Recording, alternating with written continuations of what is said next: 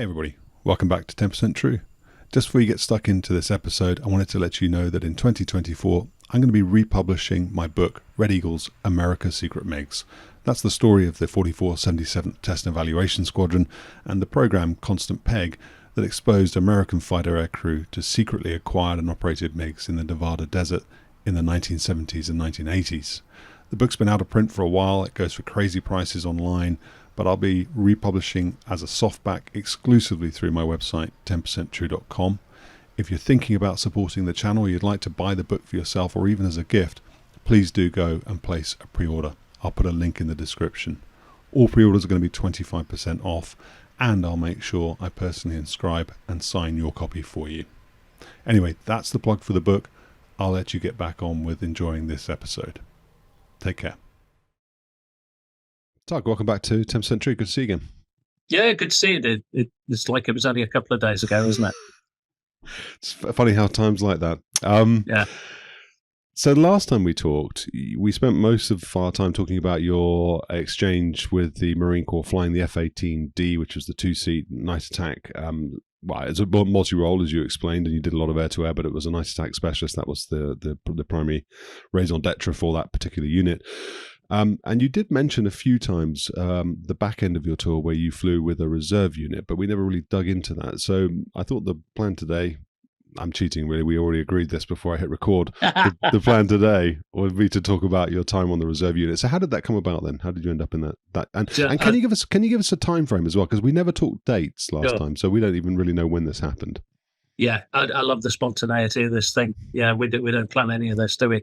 Yeah, so I arrived in the States in 95 and left in 98. So I got 3 years across there, mid to late 90s. So the Hornet had been around a little while by then. But when I was flying the F-18Ds, these were like the newest jets on the block. They were a year old, if that. So I was really given a gift with those aeroplanes. Now, as I got to what turned out to be the end of my time on 121 Squadron, they deployed to Iwakuni. And at the time, the Status of Forces Agreement, I think it was called, prevented exchange people from deploying. We weren't allowed on the carrier, and we weren't allowed to deploy, which is no bad thing because they deployed for 6 months at a time, and to go on exchange and then bugger off for 6 months would have gone down badly with my wife, I would think. Anyway, so off go 121, and then they couldn't find anywhere to put me. So I had nearly 3 months sitting on the ground, not going to work. So I went a bit off the rails. I think I was a bit feral, and I rang the embassy every day for a couple of weeks, and they couldn't sort anything out. So I just said, right, I'll be on the beach then. Eventually, I got a call that there was a reserve unit at Miramar. Didn't even know they were there, a VMFA 134, and they've managed to tackle me a slot on this reserve unit, and there we go. So I turned up at Miramar, and it's single seat Hornets. So all of a sudden, I'm getting to fly single seat. Straight away, having flown twin seat for the last 18 months or so, I'm thinking, oh God, I won't be able to do single seat because I'll be shit and such. So I had to quash that down. I've flown single seat on the OCU, so it shouldn't have been a problem. And then, but it was the older A models, and I think these were the oldest A models, certainly at Miramar and certainly in circulation at the time. So no AMRAAM, no APG-73. It was back to the 65 radar. And firing Sparrows, the AIM-9 mics, so it was the top AIM-9, but back to the supported missiles all the way to the merge. So there's a bit of a change in tactics, mindset and stuff like that. I've been used to. The thing with AMRAAM is nothing outsticked it. It was the best missile of its time at that moment. So everybody we went against, if we wanted to, we just strolled down Main Street, and loosed these things off. and eventually they go active and do their thing, and you could turn around and run away if you wanted to. I mean, I talk AMRAAM up. It's a blisteringly good weapon, but it's not a Flash Gordon death ray. But it's not far from that. So it was proper fire and forget. Whereas the Sparrow, which I was going to go and fly with now, I mean, some of those old Sparrows, they get into life X as opposed to fire and forget. You were like fire and, well, fucking hell, it hasn't tracked. Let's fire another one, and you'd end up going into fights that you didn't really want to go into. So it's a bit of a mindset change with it. And then I arrived for my first day on the squadron, and it's all reservists. There's one full-time Marine who's the ops officer, and I'm working alongside him. And the rest are airline guys who were Marines, joined the airlines. And in those days, if you joined an airline in the States as ex-military, it was an odd thing. They had a load of 727s and 747s out in those days. A lot of the pilots joined as flight engineers. Yeah. And they did a year as flight engineer, just getting into the company, earning next to nothing. So that's why they joined the reserves, to bolster their pay. But also, they got to fly Hornets. It was kind of a sweet deal for them, I think. And then I met these guys, and they were just a different breed. It's putting a smile on my face now. They were old school Marines, a lot of them. So a lot of them were ex-Phantom. So there's an instant connection there. The day I arrived on the squadron, we had like a muster weekend every month where all of the reserves had to come in. It was a mandatory thing. And I met them at the first muster weekend. Dear God, they started bantering me from minute one. And I thought, wow, I'm going to need to be on my toes with these guys. And they were just brilliant. It was such a good setup. So we had a boss who's the most mellow guy I think I've ever worked for. He flew 747s for Northwest Airlines, except he didn't. Even after all of those years, he remained as a flight engineer. So it was a bizarre thing. I once said to him, I said, what's it like flying 747, Stu, and then flying a Hornet? And he went, well, I don't fly the 747. I'm a flight engineer. I said, sorry, you're the boss of a Hornet squadron and you're a flight engineer? And he went, yeah. He said, when I joined Northwest, they had a bit of went through a bad period. Lots of people got furloughed. And he said, I just stayed as a flight engineer. And they'd offered him straight into the captain's seat tons and tons of times. But he said that he was number 2 or number 3 in the hierarchy of flight engineers. So if he bid for a line, he always got the line that he got.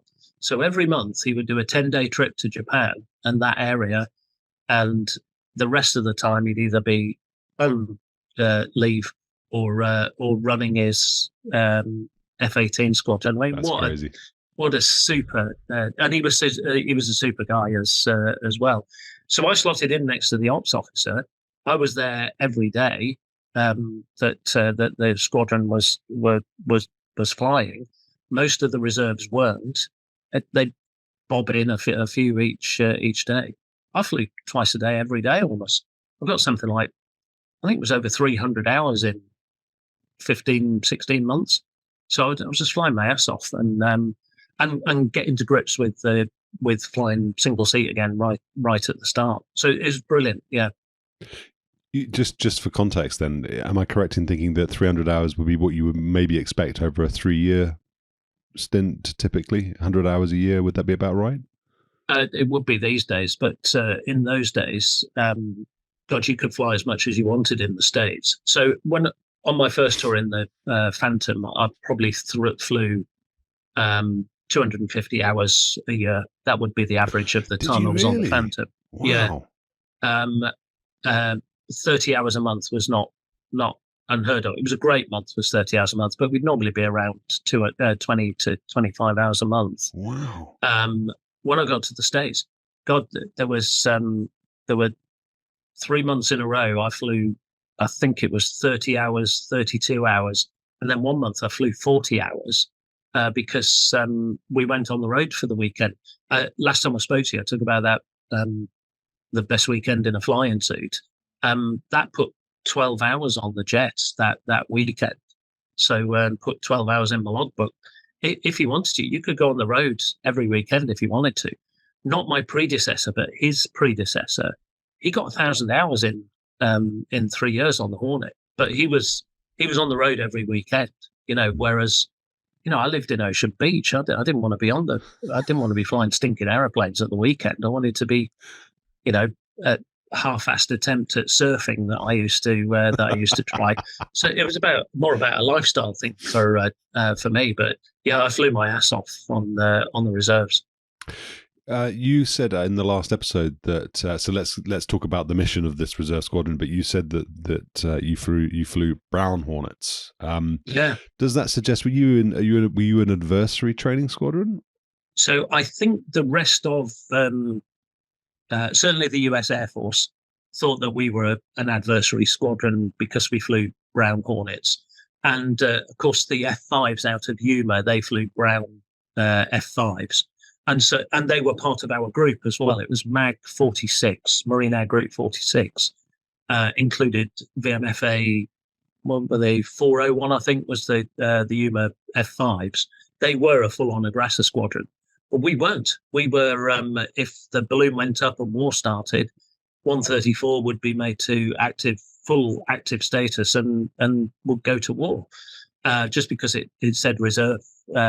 In the paperwork, it didn't mean to say that we supported everybody else. Although, like I said, a couple of times we flew against F-15s in particular. I think they thought we were there to just provide targets for them.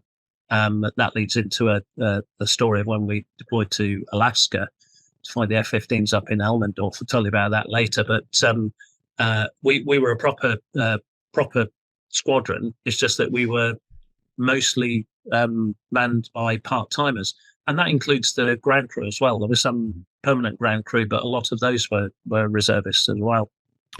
On this channel, I've talked to a lot of fighter pilots about atrophying of skills, currency. A recent guest was talking about how when he became a squadron commander, an F-15 squadron commander, and the vice wing commander he went on to become, he said he was basically useless. He could fly number 4 in a formation of red air, but he wasn't going to go and deploy. There were the guys on the squadrons were much better than he was at that point because he didn't fly very much, and he was getting older anyway.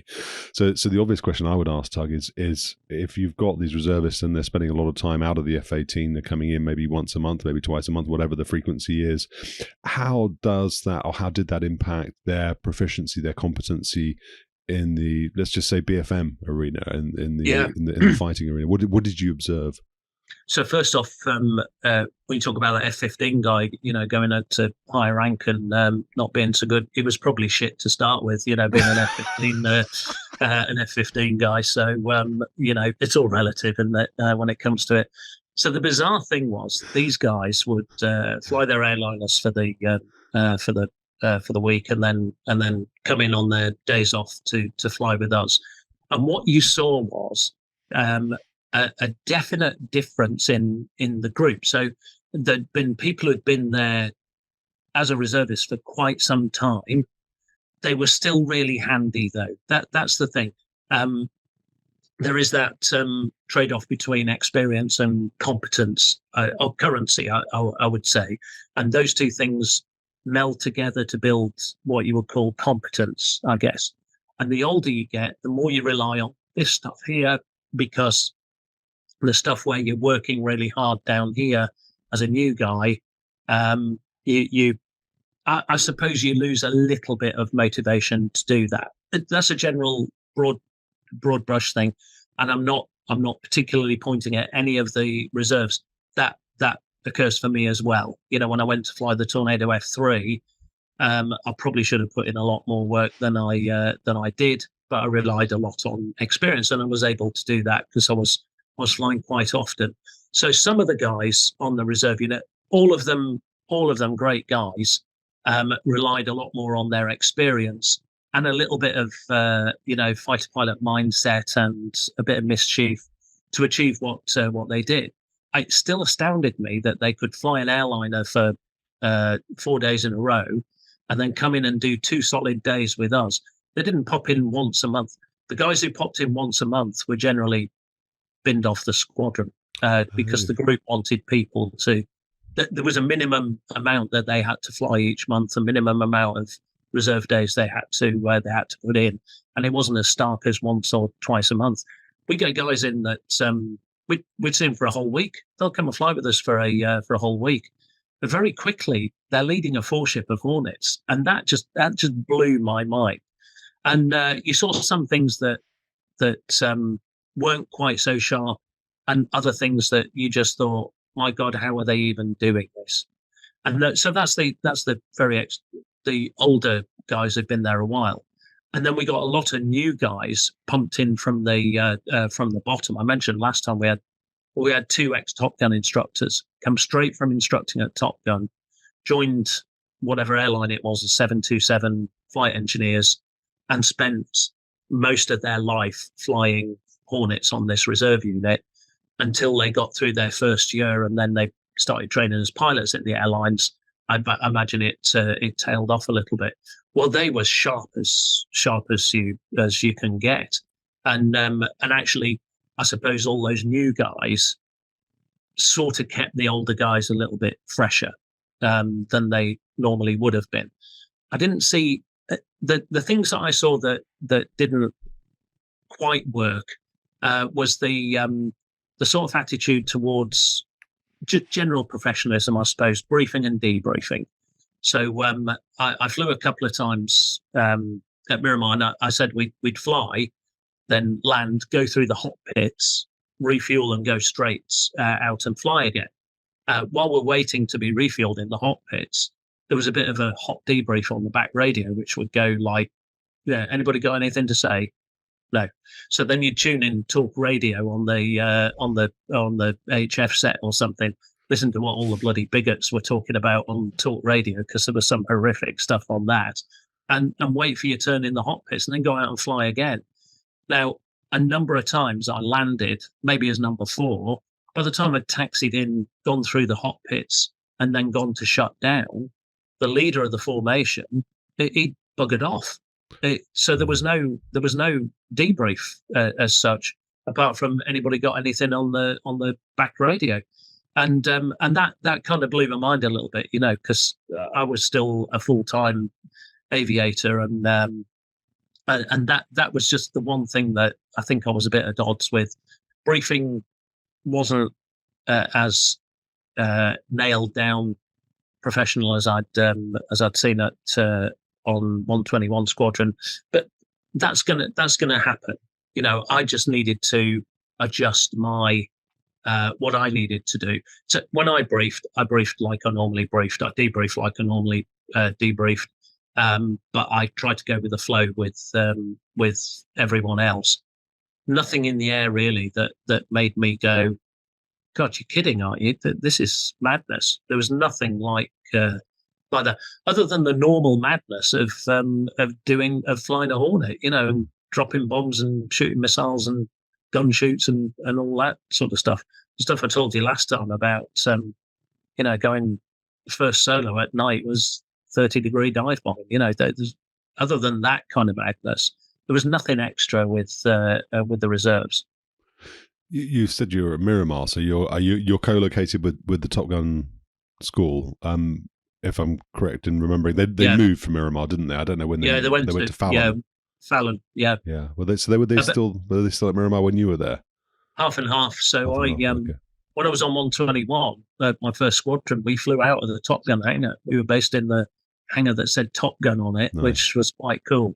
They then moved up to Fallon, and when I moved across to the reserve unit 134, we worked out of the hangar opposite the Topgun hangar that said Fighter Town USA on it. Come on, it couldn't have been any better. So did you support them a lot? I know I don't know really much about the Navy Fighter Weapons School, but I know, talking to the Fighter Weapons School from the US Air Force point of view, they get a lot of units to come in and support them to play Red Air or do whatever. Because you were co-located with them or semi-co-located with them, did you support them much? Did you interact with them much? Not once, no, Not once. nothing to do with Topgun, which is bizarre, really, because when I arrived at Miramar, there were F-14s there, lots of F-18s. Would have been the perfect opportunity, but I mean, other squadrons might have done, but I didn't. We supported the weapons school at Nellis quite often, and I did that both on 121 and on VMFA 134. But when that's the thing, you support the weapons school at Nellis, you are just a service provider for them. And when I went with 121, they treated us like shit, like we really didn't know what we were doing.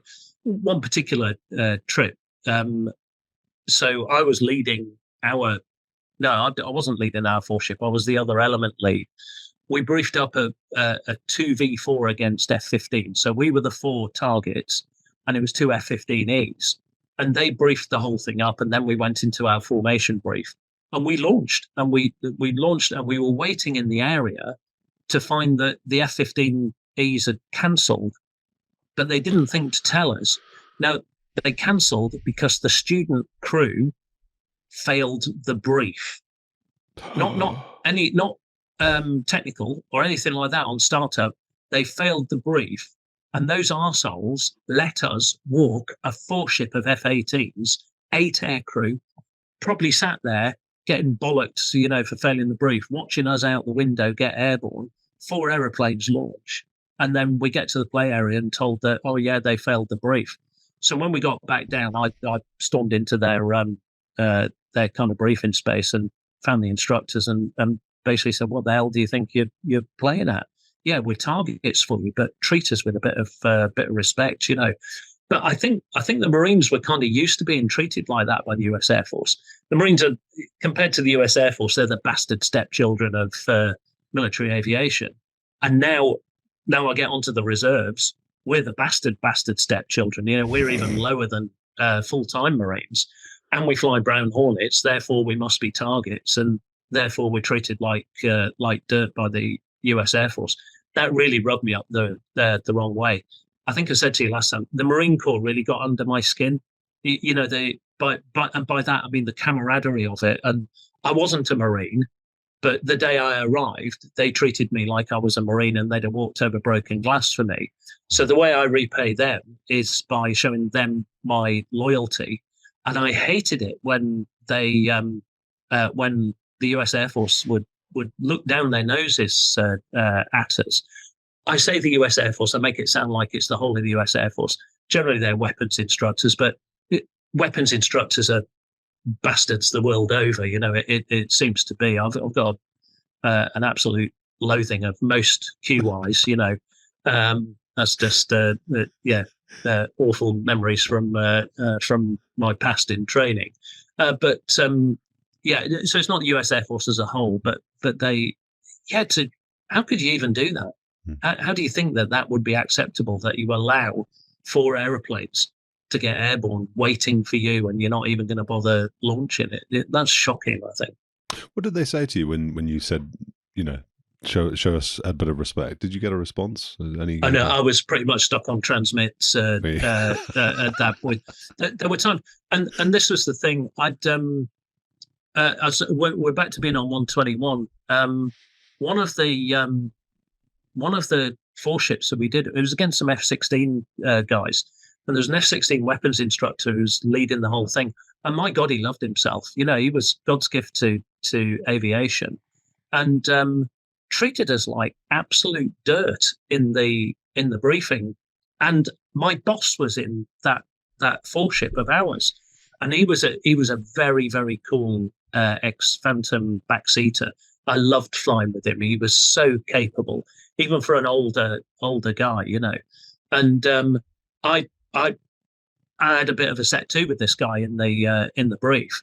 And the boss, we came out, and the boss said, he just had a smile on his face the whole time. He said, Tug, I appreciate what you're doing. I really appreciate it. He said, but we get this treatment all the time. Don't lose heartbeats over it. But there's always a way of getting satisfaction. That particular trip, the the leader of the F-16s was the weapons instructor. He was demoing the whole thing. The first split that we did, there was a lot of cloud around, and so we were quite high level. The first split that we did, he took his foreship below the hard deck.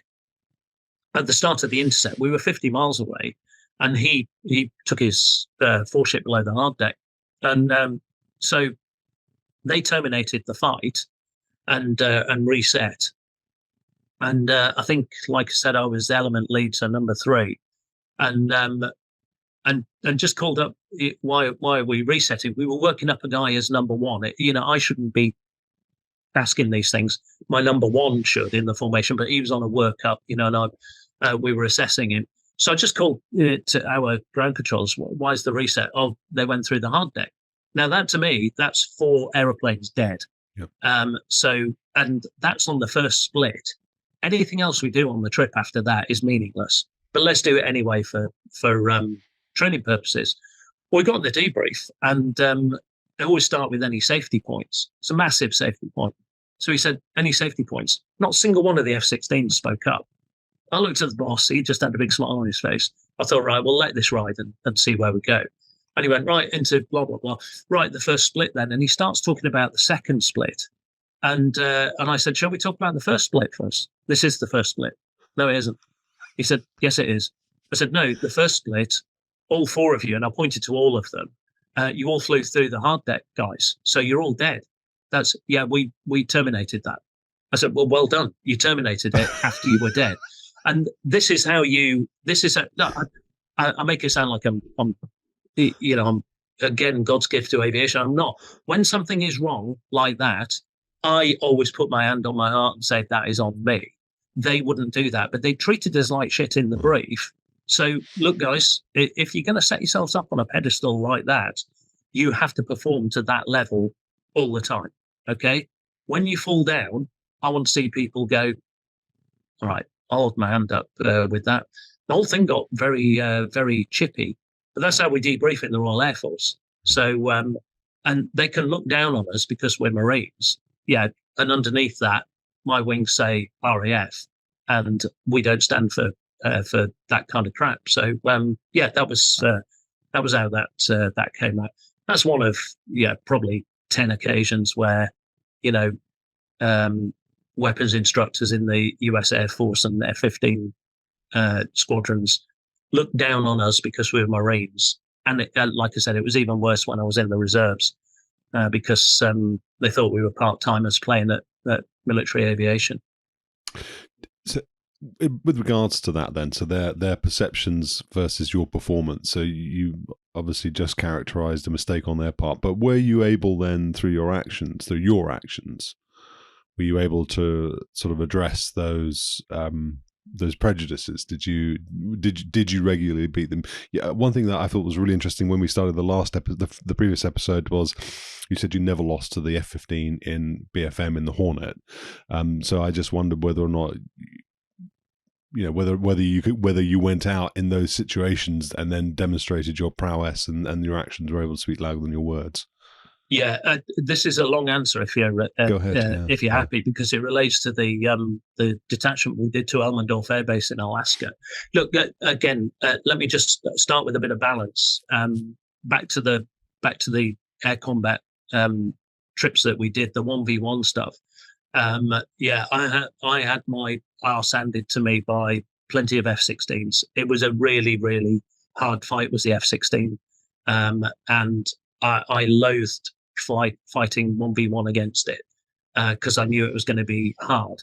I won 50% of the fights against an F-16 and got my ass shot off 50% of the time. I never lost a 1v1 against the F-15 in a Hornet because the Hornet is spectacular for that. An F-15 could make it a hard fight and a long fight, but eventually, if I didn't run out of fuel, eventually any Hornet pilot should be able to beat an F-15. So we find out that we're being deployed to Elmendorf Air Base for 2 weeks, and I'm beside myself because I'm going to get to see Alaska. I'll probably never get to see that in my life. All the reserves, though, I'd been on the squadron maybe about 6 months by then. So I knew them really well. They were all moaning and whining about going to Elmendorf. I said, all right, okay, I can understand it's cold and we're in California, but what's the big deal? And then I got this story. Oh, we were there last year, Tom. All right. And it didn't go well. Right. So what do you mean? Well, we went up there and they treated us like shit because we're reserves and fly brown Hornets. They had this mindset that we were aggressors and therefore we were targets just for them. So the F-15s played blue air. So the friendlies, every day. Normally you'd swap blue air and red air around. Now, when you're red air as a Hornet, you're not allowed to use your full up radar. You have to use a reduced range in the scope.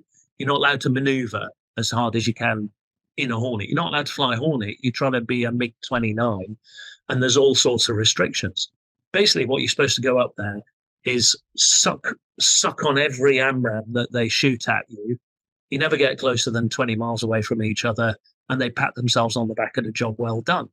That's fine. I don't mind doing that, but we need to swap that each day so that we get a chance to do blue air as well.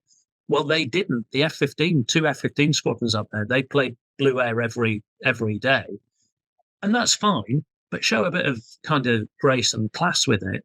They were high-fiving each other in debriefs every time they got a shot. It was that kind of stuff. I don't mind having a bit of arrogance, fighter pilot arrogance, but, have a bit of class with it. Anyway, so it goes to the end of that det, and there's always a beer call and a bit of a present giving. And when you fly against an F-15 unit, they always give you a massive photograph of an F-15. Like you give a shit. All right, oh God, there's another picture of an F-15, super. And they write stuff around it and sign their names. That's normally what you would present back to them as well.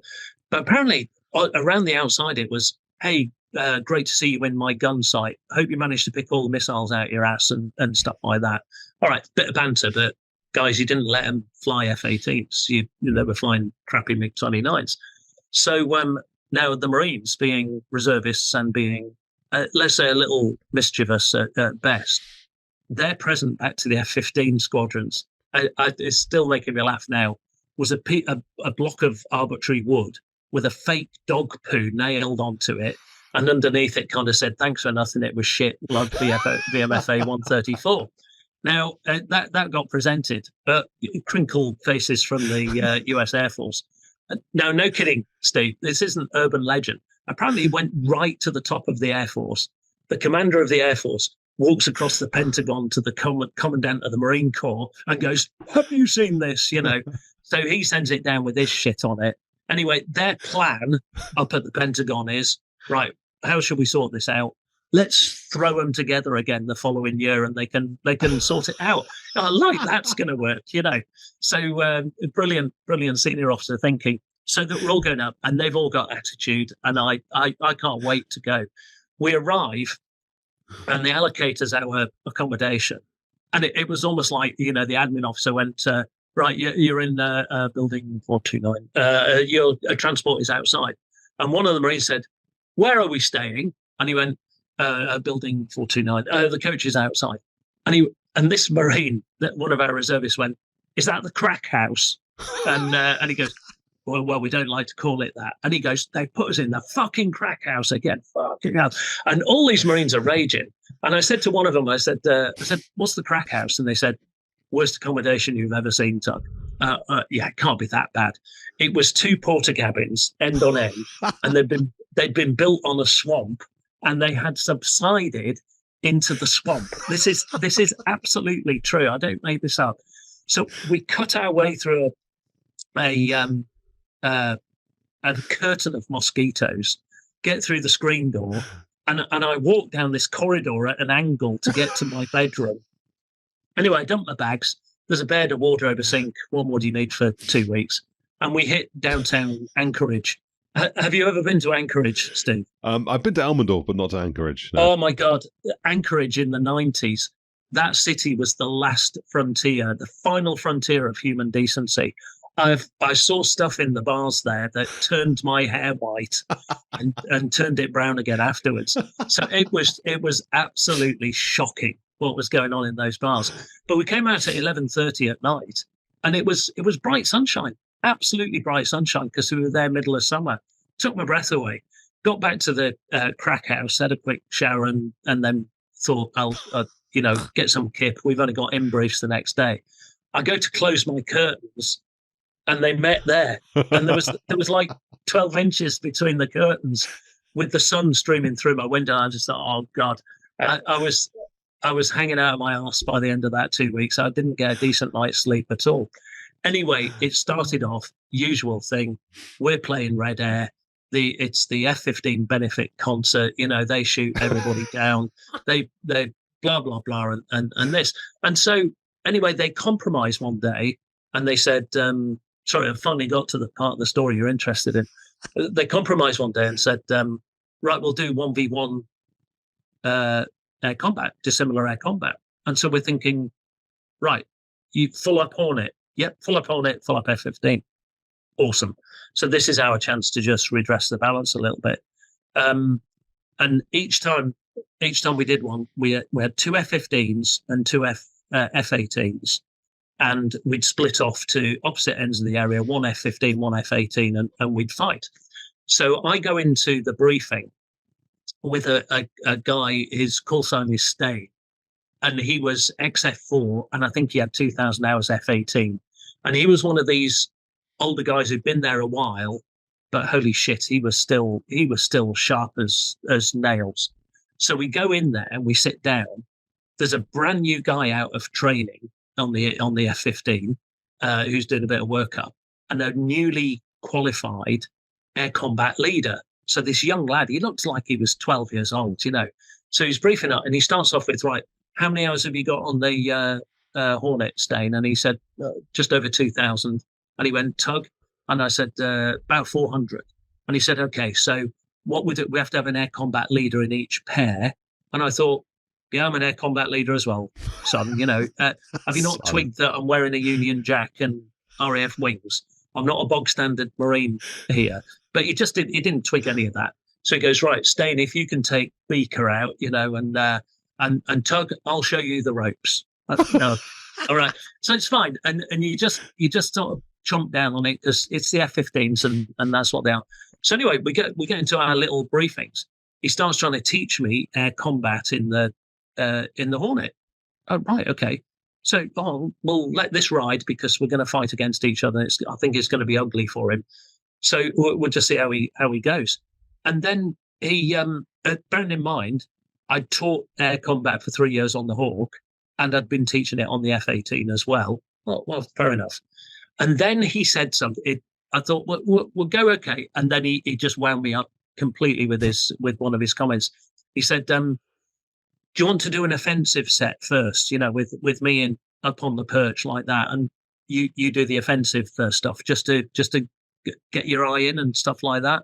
And I went, no, mate, I think we'll go straight in and see how it goes, shall we? And he went, okay, but if you need a break during the trip, you just let me know and we'll do an offensive perch.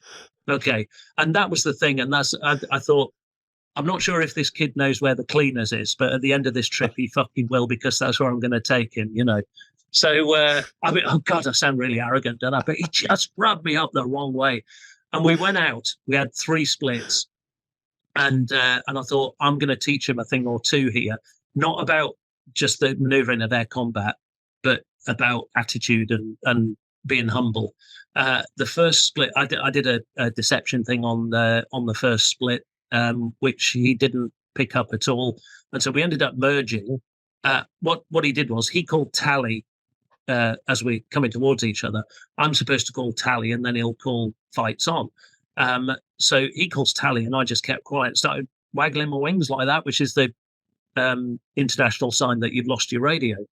So what he should have done was terminated the fight there, okay, and the trick wouldn't have worked. What he did was he floated right past me going, Tug, radio check, like that, at which point I just turned in behind him and gunned him. And that's a stupid little thing, but he wasn't ready for it because he's newly promoted as an ACL and he thinks he knows everything, and he didn't. The second one, I did once you've lost the first fight, you're screwed mentally. You're absolutely screwed, and you're not going to be on your game. The second fight, I did a really stupid thing at the merge. I dumped all of my speed pre-merge, and as he turned across my tail, I went single circle, and at low speed, the F-18's nose just whipped round like that. It wasn't a great tactic, to tell you the truth, but if you were nose pointing, it was great. I mean, we were in min range for everything apart from the gun, but I didn't have the energy to saddle up and gun him. So I just over the radio, I called Fox 2 as if I'd fired a Sidewinder. I hadn't fired it at all because I was hugely min range. But the idiot popped flares out and started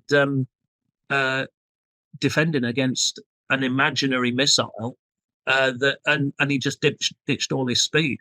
While he was doing that, I was just unloading to get speed on the aeroplane, and now he's in my shitbox, you know, which is low speed, and the F-18 it was unbeatable at that. So I ended up gunning him there. And then the third split, I played it properly. I did it as if we just merged, and my Hornet did its beautiful pirouetting, batshit crazy maneuver thing that it did, and it was almost like I could have let go of the stick and the jet would have beat him on its own, and oh, that was it. Just prior to the last split, I said to you last time, 1v1's not real. It's about what goes on up here and what's in your heart. So you can win the fight before the merge. On the third one, bearing in mind he's been gunned twice because I've played tricks on him, and it's not gone the way that he thought it was going to. The third one, I just said, shall we go 2-shot kill on the radio rather than just 1 shot to kill? We'll do 2 shots to kill. It's a thing that we do to prolong fights a little bit, and you could hear it in his voice. He was absolutely lost, and he went, "Yeah, let's do 2-shot. We'll do 2-shot kill then." And I said, "Oh, sorry, mate, you misunderstand. I'll go 2-shot kill. You know, you just stick with single shot." And he was just beaten down. He was finished by that. When we get into the debrief afterwards, I don't mind that, so long as you, like I said, you go, but mea culpa, you caught me out there and stuff. My God, he started debriefing like he was the air combat leader. And it was shocking to see that he was trying to pull some kind of victory out of this, I mean, disastrous trip that he'd been on. And a few minutes in, I just said, that was it. He asked me, you know, what speed did you have on the aeroplane? This was on the second one where I ditched all the speed. I said, I don't know. And he said, what do you mean you don't know? I had 320 knots at this point. But I said, congratulations, you died with a great energy package on your aeroplane. And he went, what do you mean? I said, right, just sit down. I got him to sit down, and I said, look, I'm not your bog standard Marine. I've been teaching air combat for a number of years, and we did a proper debrief on it. And to be fair, at the end of it, he was a bit shell shocked by the whole thing, but you know, he took it on the chin because he had no other option but to do that. So that's the only time, you know, that we would redress the balance. If I was, I told you about a Topgun instructor last time who was all over me. Okay, and he absolutely destroyed me. But I wanted to know in the debrief how he was able to do that. And so even if you've lost or you've beaten somebody up, the debrief is there to learn about why you got into that position in the first place. And I would always, if I was flying against somebody who was less experienced, if they lost the first fight, we generally look at, right, how can we do a bit of stuff over the radio? You know, right, this time, have a go at trying this, because that will be a problem for me. And there was a couple of times during that trip, he could have been all over me if he'd recognized what I was doing and the fact that I ditched all the energy on the second one. He could have just powered out of it and left me stranded, you know, in a really in the hurt locker. But he was so off his game by then because I'd beaten him up on the first one. And that's what I was trying to say to him. It's not just about the maneuvering of the aeroplane. You're constantly talking about the energy, how much speed you've got, and EM diagrams and things like that. That's not what this is. This is about who you are as a person. You know, do you really want to beat me? Do you want it more than I do? And taught him that side of things rather than just the pure manoeuvring of it.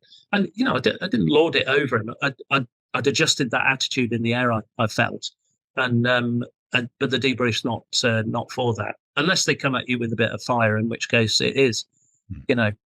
God, long old answer. It's hilarious though. Yeah, great story. And very I do love that. And very interesting. I mean, do you think that any of that stuff would have been absorbed and put to use in future fights? I think so. So we came out. It's an interesting thing here.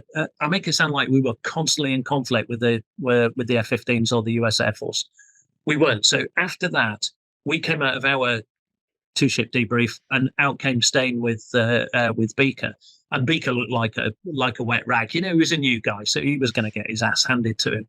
And Beaker kind of said, "We'll come in. It's all friendly, it wasn't antagonistic." And Beaker said, "Oh man, Stain was all over my ass."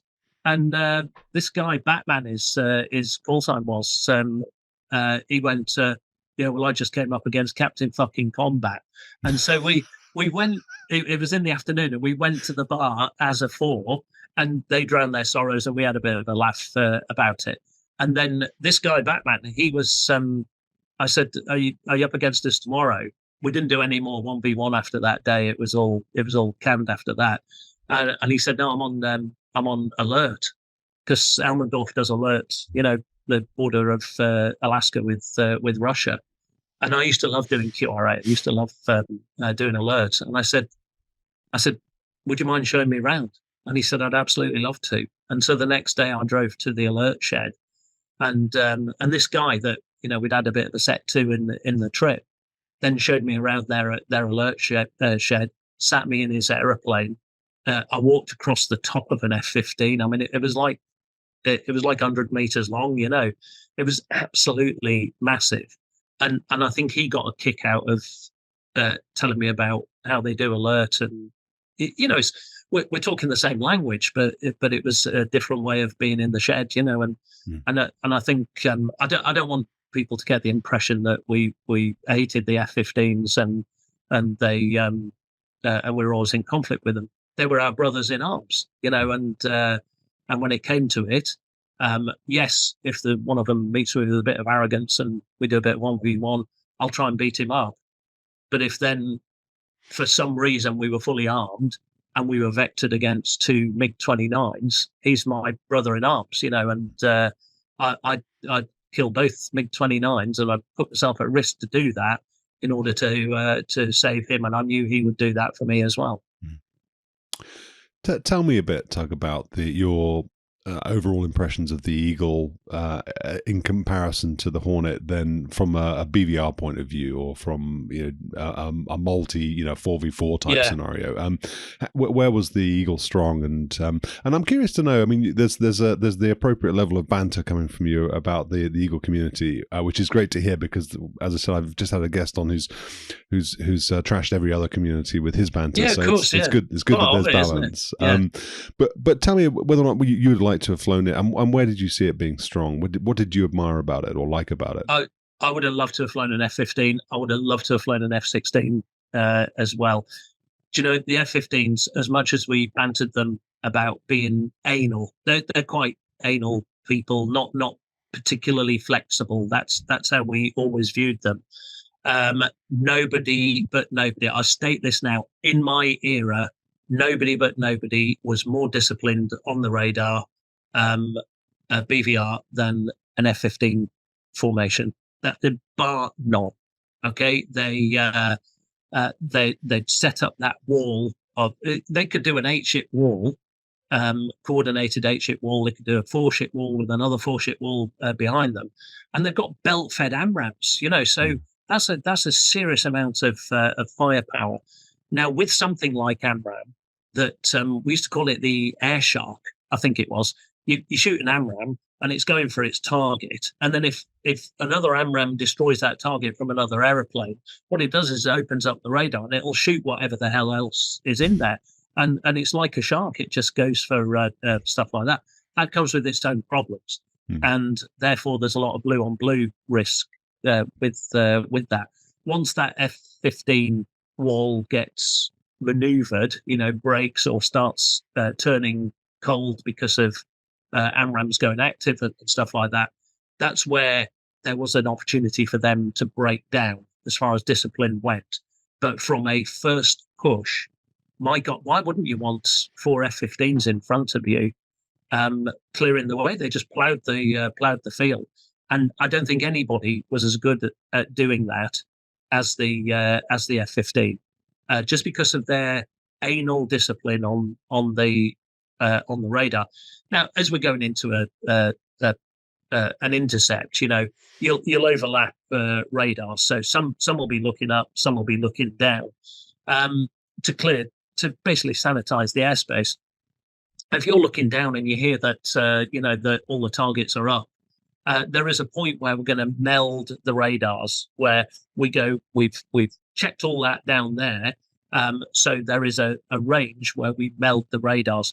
Now those that are coming up now have to paint that picture up there, sort who they're going to shoot and shoot, and that's quite hard work to do. It's quite intense.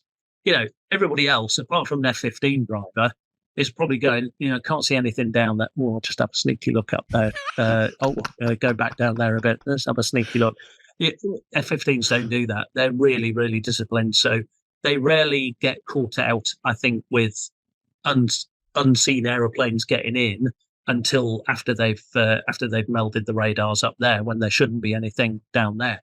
Once everything starts maneuvering and goes up and down and all that sort of stuff, they're in the mix with every other fighter pilot that I've ever seen. Oh, plus the fact, it is scorchingly fast for an aeroplane that size. It is scorchingly fast. It might not be 0 to 60 that the F-16 has got, because that's just otherworldly when it comes to adding energy. We had a problem with top end speed in the Hornet. It'd go through the Mach, but it'd struggle to get above 1.2, 1.3. I once did a 1v1. I ended up 1v1 intercepts with an F-15 on an exercise, and the aspect vector that I mentioned last time on the radar, if the aeroplane was going faster, the aspect vector would be longer. So it gave you a visual representation like that. So came in against an F-15, and the aspect vector was like that long. It was like down to the bottom of the radar. And I just thought, oh, he's obviously jamming me, or there's some drama. No, he was doing Mach 2, and we merged at Mach 2. Or with him doing Mach 2, I was just through the Mach, and it was like that. I was dead from 30 seconds ago, because I thought I looked at this thing and I just thought, that's a spoof. That's not a proper target. Well, it was doing Mach 2, and it shot 5 bloody AMRAAMs at me, and so I had them sticking out of every bit of my face. So that was spectacular. It was extremely fast as well. It's just that, and it's extremely maneuverable. Don't get me wrong; it's a big slab of metal, but the thing that what they can do with it is unbelievable. They just couldn't do it as well as a Hornet as far as maneuverability goes. But yeah, I'd love to have had a go. I wanted to ask you a question last time. I didn't ask it, but you mentioned AMRAAM again, and it's a curiosity, so we don't have to dwell on the answer. But one thing that I get from talking to RAF guys who've flown on exchange with principally the F-15 community is that the RAF they get read into everything, but they're not allowed to attend the debriefing where they talk about the AMRAAM shots. So they can't, when it gets to the point where they debrief the AMRAAM shots, they get asked to leave the room. Did they open up everything to you when you were there? Could you do everything that they could do? Right. So when I first arrived, my predecessor took me into ground school on the RAG, introduced me, got me all signed up, and said, look, when I went through the RAG, it took ages for my clearance to come through, and I wasn't allowed to see most of the ground school. I'd like this not to happen for Tug. And the woman who ran the civilian organisation said, I will guarantee that he'll be cleared. So I started the RAG and went in, and in the ground school, which is all self-paced learning, which I didn't particularly enjoy. I'm free to see everything. So I had a bit of a look at the radar to start with. Didn't understand any of it. Bit of the weapons, and then knuckled down into the hydraulics, the electrics, the engines, and all that kind of stuff. Went in a couple of weeks later, just to do normal stuff, and then just thought, while I'm having my lunch, I'll go back into the radar stuff. No, wasn't allowed in there. Secret, no forum. So went to see the lady who ran it and said, "Do you remember when you guaranteed that I was allowed to?" Well, I'm blocked out of it. And she said, "Yeah, we're working on it. You haven't got any clearance." I said, "But I had clearance 2 weeks ago because I've already had a look at it." "You shouldn't have seen that." Well, I did, And by the way, I've been signing the weapons manuals out of the cabinet. So it all went a bit wrong with that. And then for the rest of the RAG, I didn't have any clearance at all. Really? I was going into radar trainers. In the end, I had a bit of attitude about it. There was one ground school instructor. He'd been an F4 backseater and then become a Hornet pilot. And he was chippy at best, a bit brusque. Anyway, at the start of every briefing, they'd ask you these questions, technical questions about the radar and the weapons. And so he asked me this question about the radar. I went, I don't know. He went, what? I don't know, mate. And he went, well, what about such? No, I don't know that either. And he gave me a bollocking, and I was just ready for it. And I went, yeah, the reason I don't know anything is because you won't fucking let me look at any of blah, blah, blah, blah, blah, blah. And he said, what do you mean you're not allowed to look at it? You're doing a radar trainer. I said, tell me about it. And then he went, right, I'll sort this. Well, you're going to get me access? No, he said, I'm going to teach you everything you need to know, just between you and me. And that was it. And I was almost like a pet project for him. He took me into the trainer, and from scratch, he taught me the radar and the weapons. And I think it. And then all of the sim instructors did the same thing for me. And I owe all of my weapons knowledge and radar knowledge to those guys. They were brilliant with me. And then I got to the squad. I got clearance into the documents and the ground school with 1 week to go to the end of the OCU. So I'd done nearly all of my flying.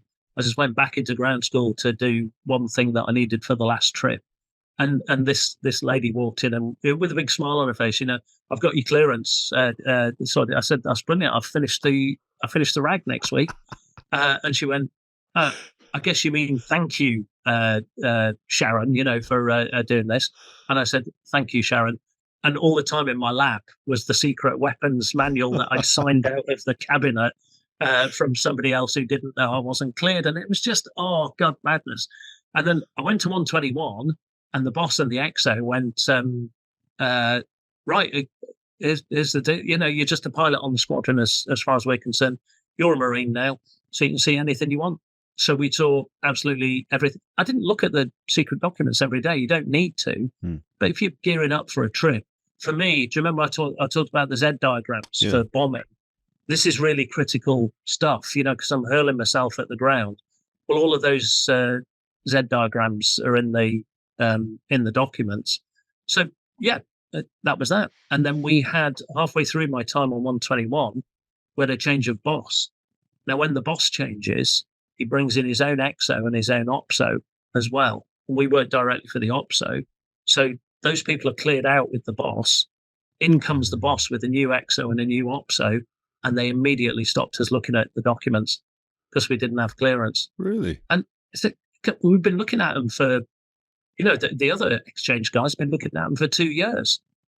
And the Australian, they had AMRAAM, so, and it was just mad. When I got to the reserves, I went to see the boss straight away and said, look, Stu, I've been blocked from seeing secret documents, what's your policy? And he went, well, Todd, given that you work in ops and you're the one that has to sign out the secret documents to everybody else, so you have the combination to the blister and the key, I think you're probably cleared to see him.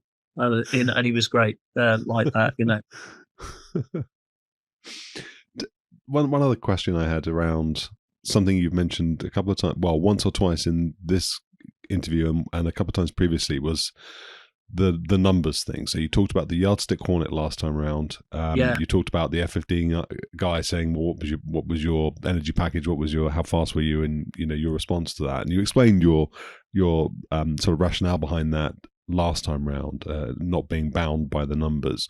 So the question I was wanting to ask was whether, when you got to the reserve squadron, and now presumably you're flying with more sort of crusty old aviators, people as you've described who've got 2,000 hours and they really know the airplane inside out, were they still the same? Did they still hold on to those sort of number-based analyses around what they were going to do or what they had done, or were they more like you or the RAF's way of doing things, which is about sort of seat of your pants type stuff? It was much more flexible with the guys that had been there for a while, and the guys that had flown Phantom before as well, and there were some A6 guys and A4 guys as well. Those I generally thought, as a general rule, those that had flown stuff before, the Wonder Jet, had a bit more of a look out the window and fight what we see, and a bit of cheating, all of that fighter pilot kind of, what do they call it? Chutzpah, is it that you would use that word? The Topgun instructor guys who came in, they did everything. They were able to look out of the window. I say look out of the window. That sounds really patronizing, doesn't it? They were able to fight what they saw. They were able to manipulate a fight based on their knowledge of what the F-15 or the F-16 or the F-5 could do, or the MiG-29 or whatever it is they were going to go against. But they also had that undeniable, immense knowledge of energy management diagrams, and where it's like telemetry on a Formula One car. There are people that can look at those telemetry screens and instantly say where one driver is better than another in a particular corner. That's what energy management diagrams are supposed to do. You're supposed to match it up against what you think the MiG-29 energy management diagram would be, and find the hole where you are in much more advantage than they would be from a pure physics point of view. Now, those Top Gun instructors, they do it every day of their lives. They're very, very professional people, so they dedicate themselves into that.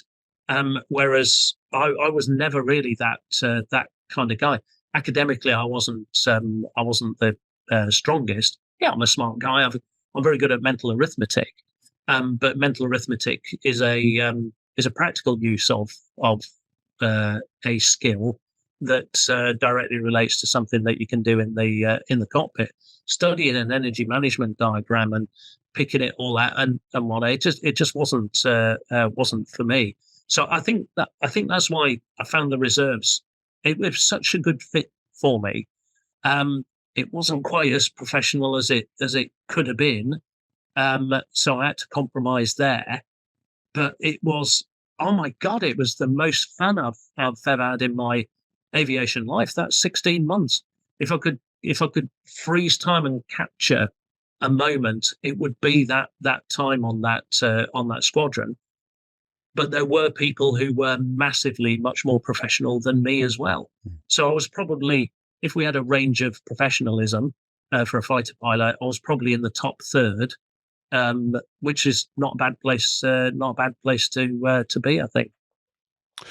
Can we talk a little about? I want to get back to the human interest stories, and I know that's what you're passionate about. Less about going down rabbit warrens and talking technical stuff, but just for the sense of balance, because some of the audience and me personally are interested in that kind of stuff.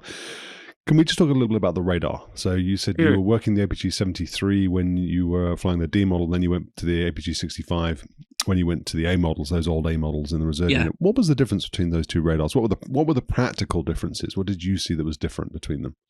So bottom line with the 65 was the 65s we had in the A, I think it was 65, yeah. We had no TWIS set because TWIS was there for AMRAAM.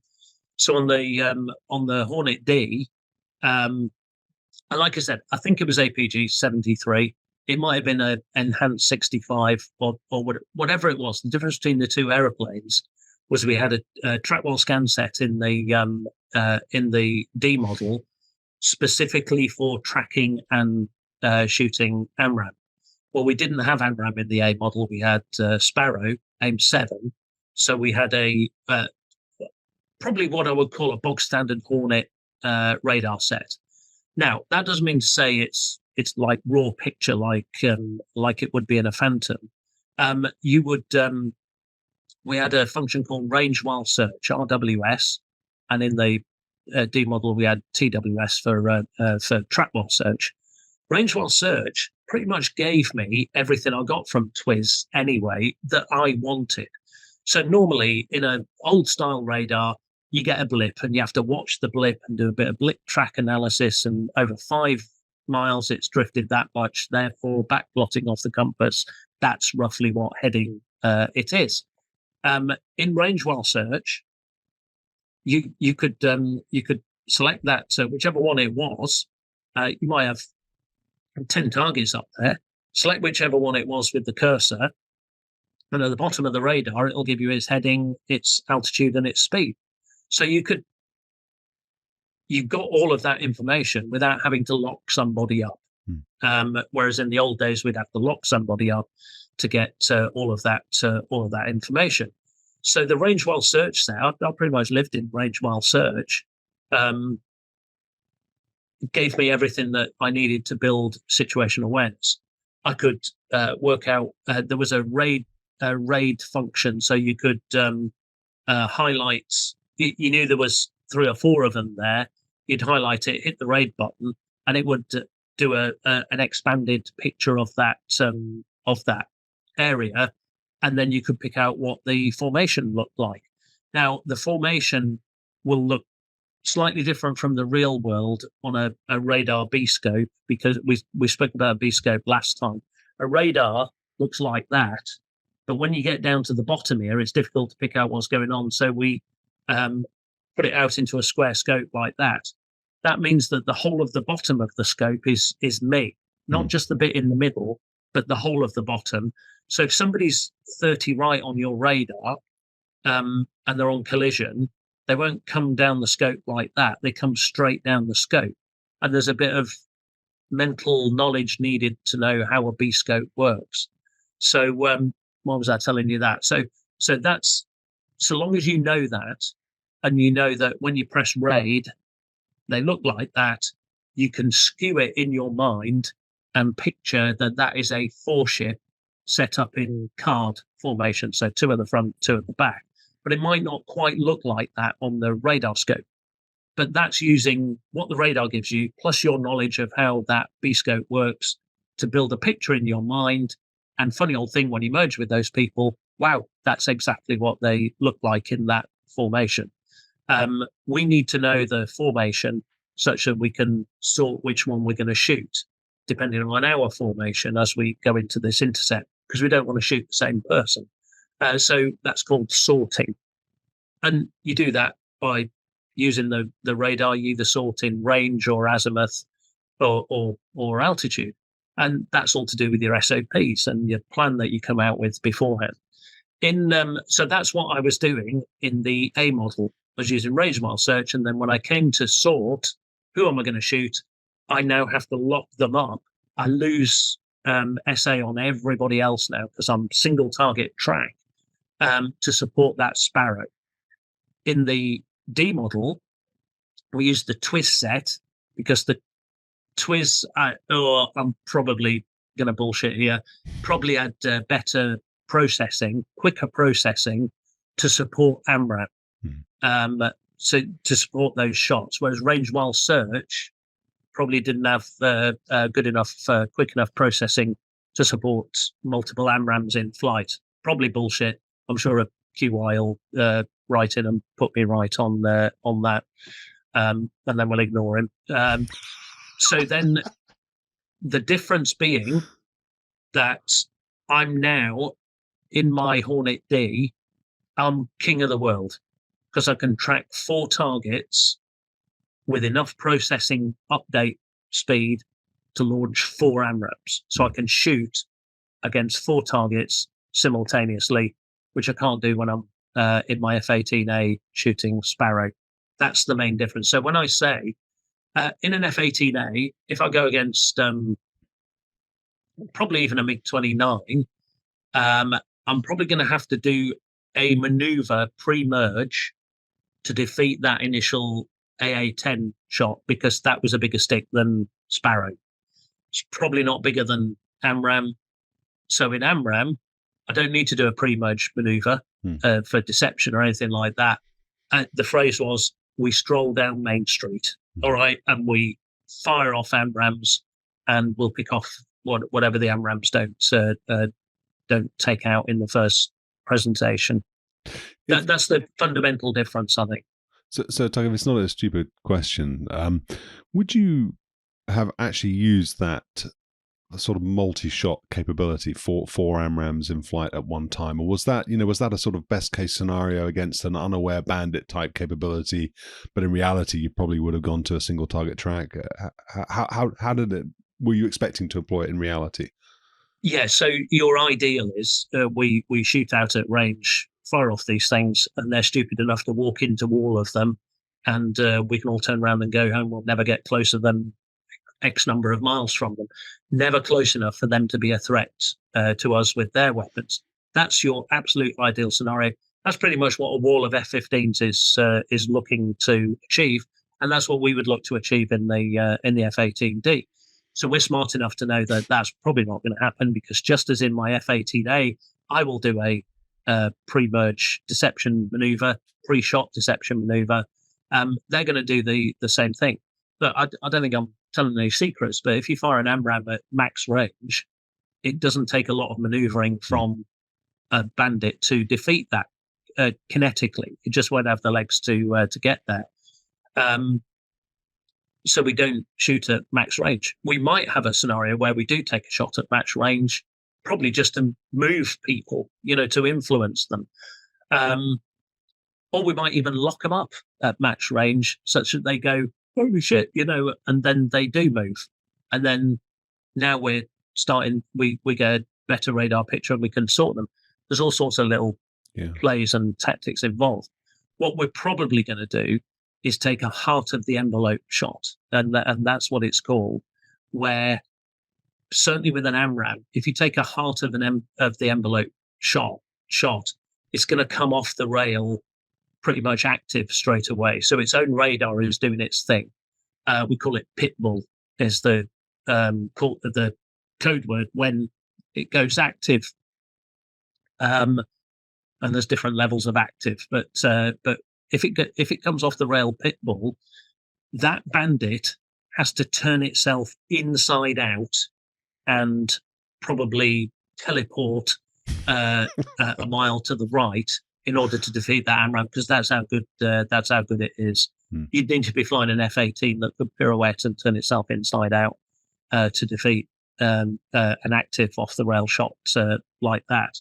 So that's probably further in than heart of the envelope. So heart of the envelope would be the highest percentage shot, but still maintaining a little bit of separation, sort of thing. That's how you employ, or how we employed AMRAAM in those days. So you generally, the biggest threat on the radar would be the launch and steering target, the LNS. Then they'd kind of stack up in order of threat, but the LNS target would be under the trigger. So what you would do is, if you're firing those, shooting against those four, you'd shoot and then step. There was a step button on the throttles. With the cursor, you'd step with the cursor. That would go to the next threat, shoot, step, shoot, step, shoot. And that would be your ideal. And that's what I look at it with Typhoon as well. That shoot, step, shoot thing. That would be the ideal. In reality, it's probably not going to work like that unless you have briefed your red air to be as dumb as that. And sometimes we would do that just so that people could practice the weaponeering in the ideal scenario. But mostly it'd be all a little bit more mixed up than that. Bottom line is, I'd rather have an AMRAAM than I would an AIM-7. It was good. The other thing with AMRAAM is it was bloody brilliant in close range. Its min range was like here, better than an AIM-9 that I found. And its maneuverability was shit hot as well.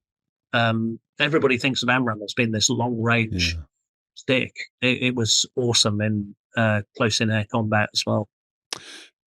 Hopefully, I'm not asking too granular a question, and we can just move on if you feel that we are. And after this, let's move on back to the sort of the more sort of human interest side of things. But But the obvious question I have, having listened to that, and again having talked to, other F-15 and F-16 guys around, sort of, let's say, Cold War type tactics where you're going single target track. You've got a 4-ship of red air in front of you. You do your sort. Each person takes someone. You take your AIM-7 shot, and then you have to then sanitize the airspace and rebuild your SA because you've gone into that single target track mode. So you've got 4 you can shoot down, or you can shoot at, let's say, 4 red air or four bandits in your F-18. You're part of a 4-ship. Let's say there aren't 16 bandits in front of you, so you've got an easy sort of 4. Each of you takes four bandits. Let's say you've got 8. How do you make sure you're not wasting AMRAAMs? How do you make sure that you're not all of you firing at all the same targets and now you've wasted all your AMRAAMs? So there's a brief beforehand, at which point we'll do tactics. We'll do tactics. We'll build a timeline of activity based on the threat that we see, based on the altitude that they're going to be at. We build a time, and we'll have the timeline written on our need pad, and we'll adjust it for altitude. So if it's ultra high altitude, we'll add, 2 miles to each figure of what we're going to do. When it comes to sorting, we'll sort verbally, so then if it's just there's 2 of us and there's 2 bandits, we know that we're going to sort side or lead trail. And if there's 2 of us and 2 of them, we know that the leader's not going to go for the glory status of shooting both of them, even though we could quite easily with AMRAAM. We're going to take one each. So build that up then to 4 aeroplanes, 8 aeroplanes. If it's more complicated than it needs to be, we'll sort verbally, with that, but always making sure that we're not shooting at the same person. The thing with AMRAAM is like I said, it had a visual mode as well. If you had visual AMRAAM mode selected, got a big circle in the HUD that actually fills the HUD. Fly somebody into that circle, you can shoot AMRAAM with no lock and no radar at all, and it just opens up its own radar. And this is why we call it the air shark. And it just goes, that looks good, I'll take that. That goes with its own issues as well. That's why we don't all go in shooting bloody visual AMRAAMs, because there's a chance that they might go for the same one. So I fire a visual AMRAAM, number 2 does. They might go for the same target. If we find shooting them about the same time, they'll arrive at the same time.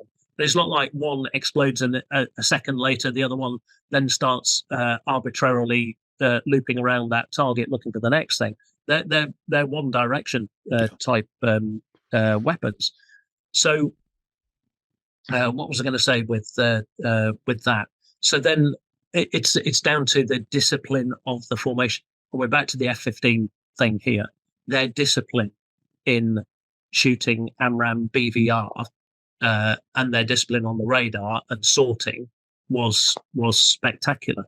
We were good in the F-18, but we just weren't as anal as them doing that. That'll all be sorted out in the brief.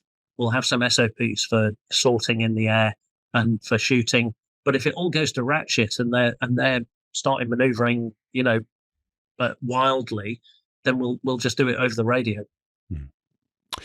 Okay, tell us a bit more about cheating. I don't know if we were recording when we talked about this yesterday, not yesterday, the day before when we last spoke, or for the audience in part 1. But you talked about the boss at. Did you call them the Smokes? Was that the name of it? Yeah, 134. Yeah, the boss at the Smokes. He had his own little ways of cheating. With regards to the fins of the practice bombs. Yeah, I don't yeah. know So if that was. I don't know if we were taping, but tell the story anyway, and I'll cut it out if I well, have to cut it if we out. weren't, then he was a very very well known and well liked Marine aviator, and very capable as well. So even as an old guy, he was the boss of our reserve unit. He was the boss of the RAG when I first started, and then he went across to Beaufort on the East Coast, and then came back and he'd left the Marine Corps, and he was the reserve boss of the reserve group.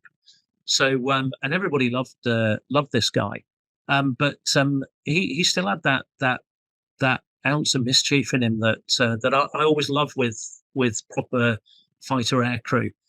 We've all got a bit of the anarchist in us, I think, and I love that. But even at his advanced stage of flying, it still meant a lot to him. So we'd drop these practice bombs. They were called Blue Death. So they were 2 feet long, 26-pound practice bombs, and looked like proper bomb. They might as well have written bomb on the side of it, because it looked really like a little bomb with a long tail and 4 fins on the back. He would just go in academic practice bombing at the range. He'd walk out half an hour before, after the bombs were loaded, and with a pair of strong pliers, he'd bend the fins on his opponent's bombs just to give him that little bit of edge, so that he always got the best bomb at the range. I love that. I love that he would, first off, that he can even think that, but secondly, that he would take the effort to do that. When you've got some academic guys looking at an EM diagram or a Z diagram, see how he can get the very best out of this bomb ballistically and stuff, and he's just there with a pair of pliers bending the shit on the ends of them, and again, okay, people would say, well, that's not real life. You're damn right, it's not real. But practice bombing isn't bloody real. Yeah, you can practice techniques of your approach and your designation of the target and stuff. But the bottom line is, everybody wants to know what the score is. Nobody cares whether you fought your 4-ship into the academic range and popped and hit all your speeds and your angles and your G and stuff like that. They want to know that after you've pickled the button, what is the range officer going to say? And if he says Delta Hotel, which is direct hit, okay, that's what everybody wants, is a DH. If he says 80 feet at 12, which means you've lobbed the bomb 80 feet too far over the target, you're just going to get shit in the debrief with your scores. That's why I hate academic bombing. You're sweating buckets. You're trying to get everything accurate, and then the like I said, the range officer basically tells you you've spread them around like a mad dog shitting, and it's just, oh my God, why do I do this? And he, even at his advanced experience, it still means so much to him. He's willing to bloody cheat and bend the wings on bombs. I love that. I just love that. That's proper character. You said earlier that when you got to the F3 after your Hornet tour, and at various points you were sort of more reliant on experience than maybe sort of sitting down and studying and doing all that kind of stuff. Yeah. And you've just said that nobody cares about the numbers in terms of airspeeds, altitudes, pull-up angles, whatever it is. Yeah.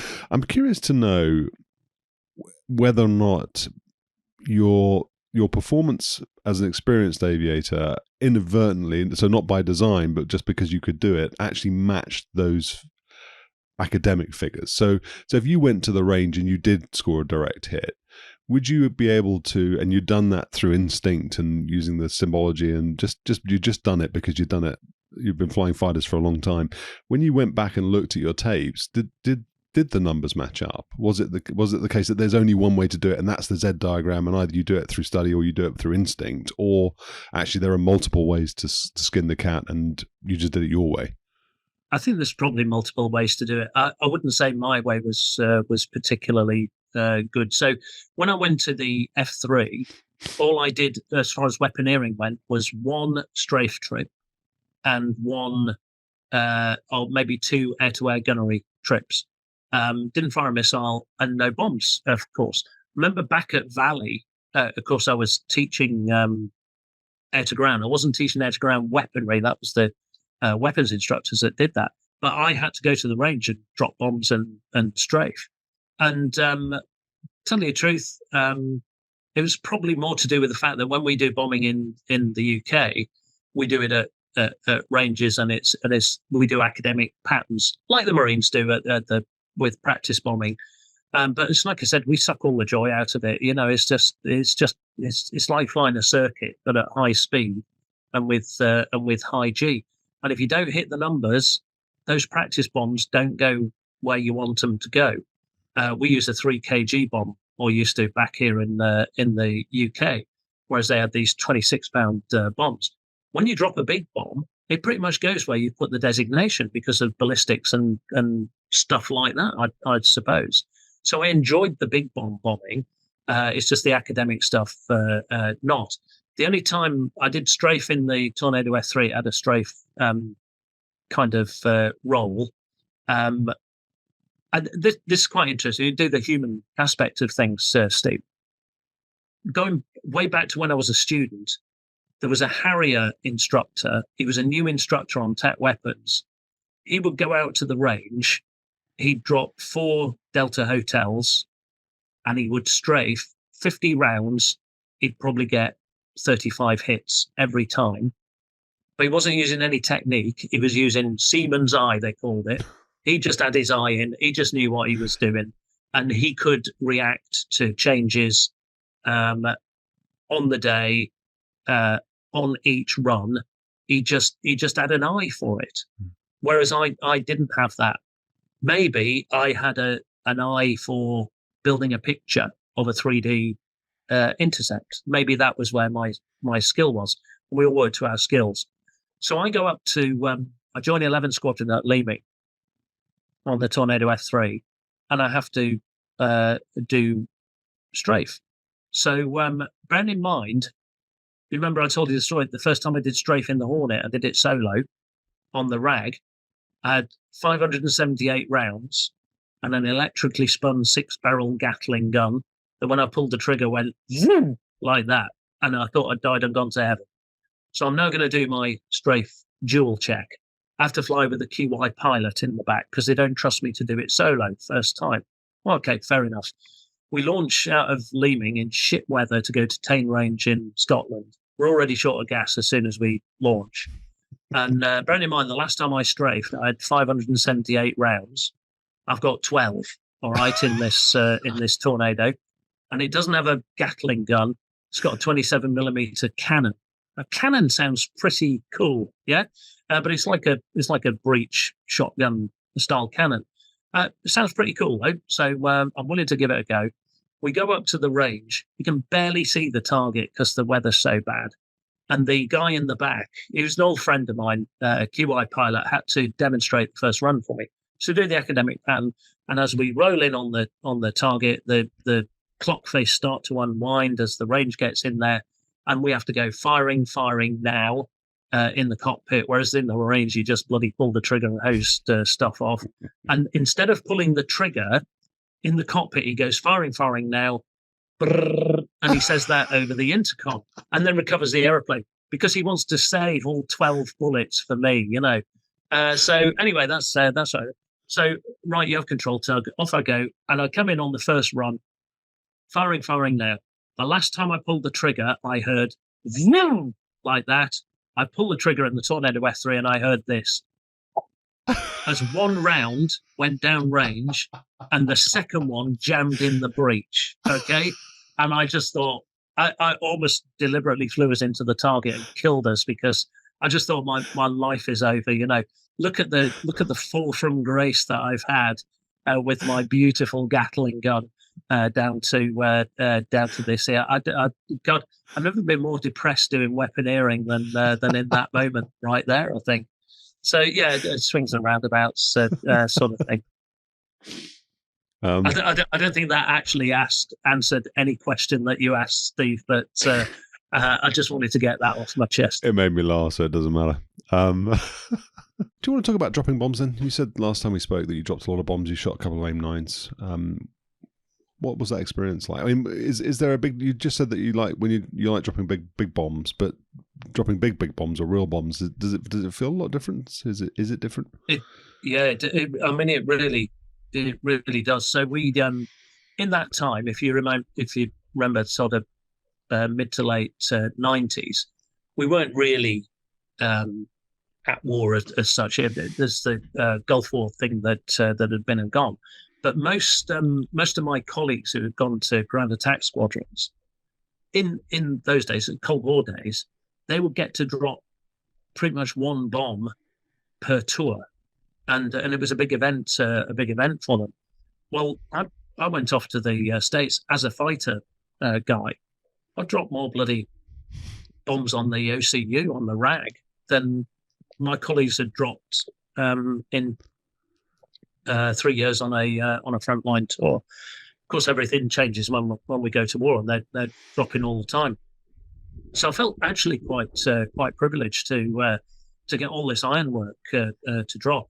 And then we had this thing. Each squadron would get an allocation of weapons every year, and some of them would be the special weapons I mentioned last time, like walleye and rockeye and things like that. But mostly it was gun bombs, but proper explosives, not just cement.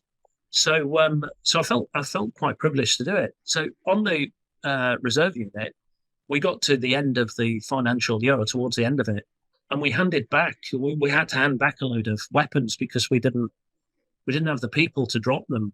We thought we just hadn't managed to get through our allocation. And then the Marine Corps sent them back to us and said, you drop them because it costs a fortune to decommission them. We did 3 weeks surge ops of just dropping bombs every day. I was loaded up with 4 1,000-pounders, 8 1,000-pounders. Really? I think I flew one trip with 4 2,000-pound bombs. Holy moly. And you could feel it as you got airborne. The aeroplane just didn't want to go, and then it'd get a bit of momentum and it'd go, and you bring the gear up and it was okay. It was a bit draggy, but it still flew like a Hornet. And then we'd do a range of things. We'd do maybe some level attacks, but mostly we'd do low level ingress and pop. And then we'd pop in dry power. We'd set up a 15-degree dive, or maybe a 30-degree dive if we did a long pop. If we'd go full burner and do a high pop to set up a 45-degree dive. And that's generally how we'd employ these things. And when you push the pickle button, because we just needed to get them off the aeroplane, we weren't doing one bomb per run and then setting up a racetrack and doing another run. We were one pass or less is what we were doing.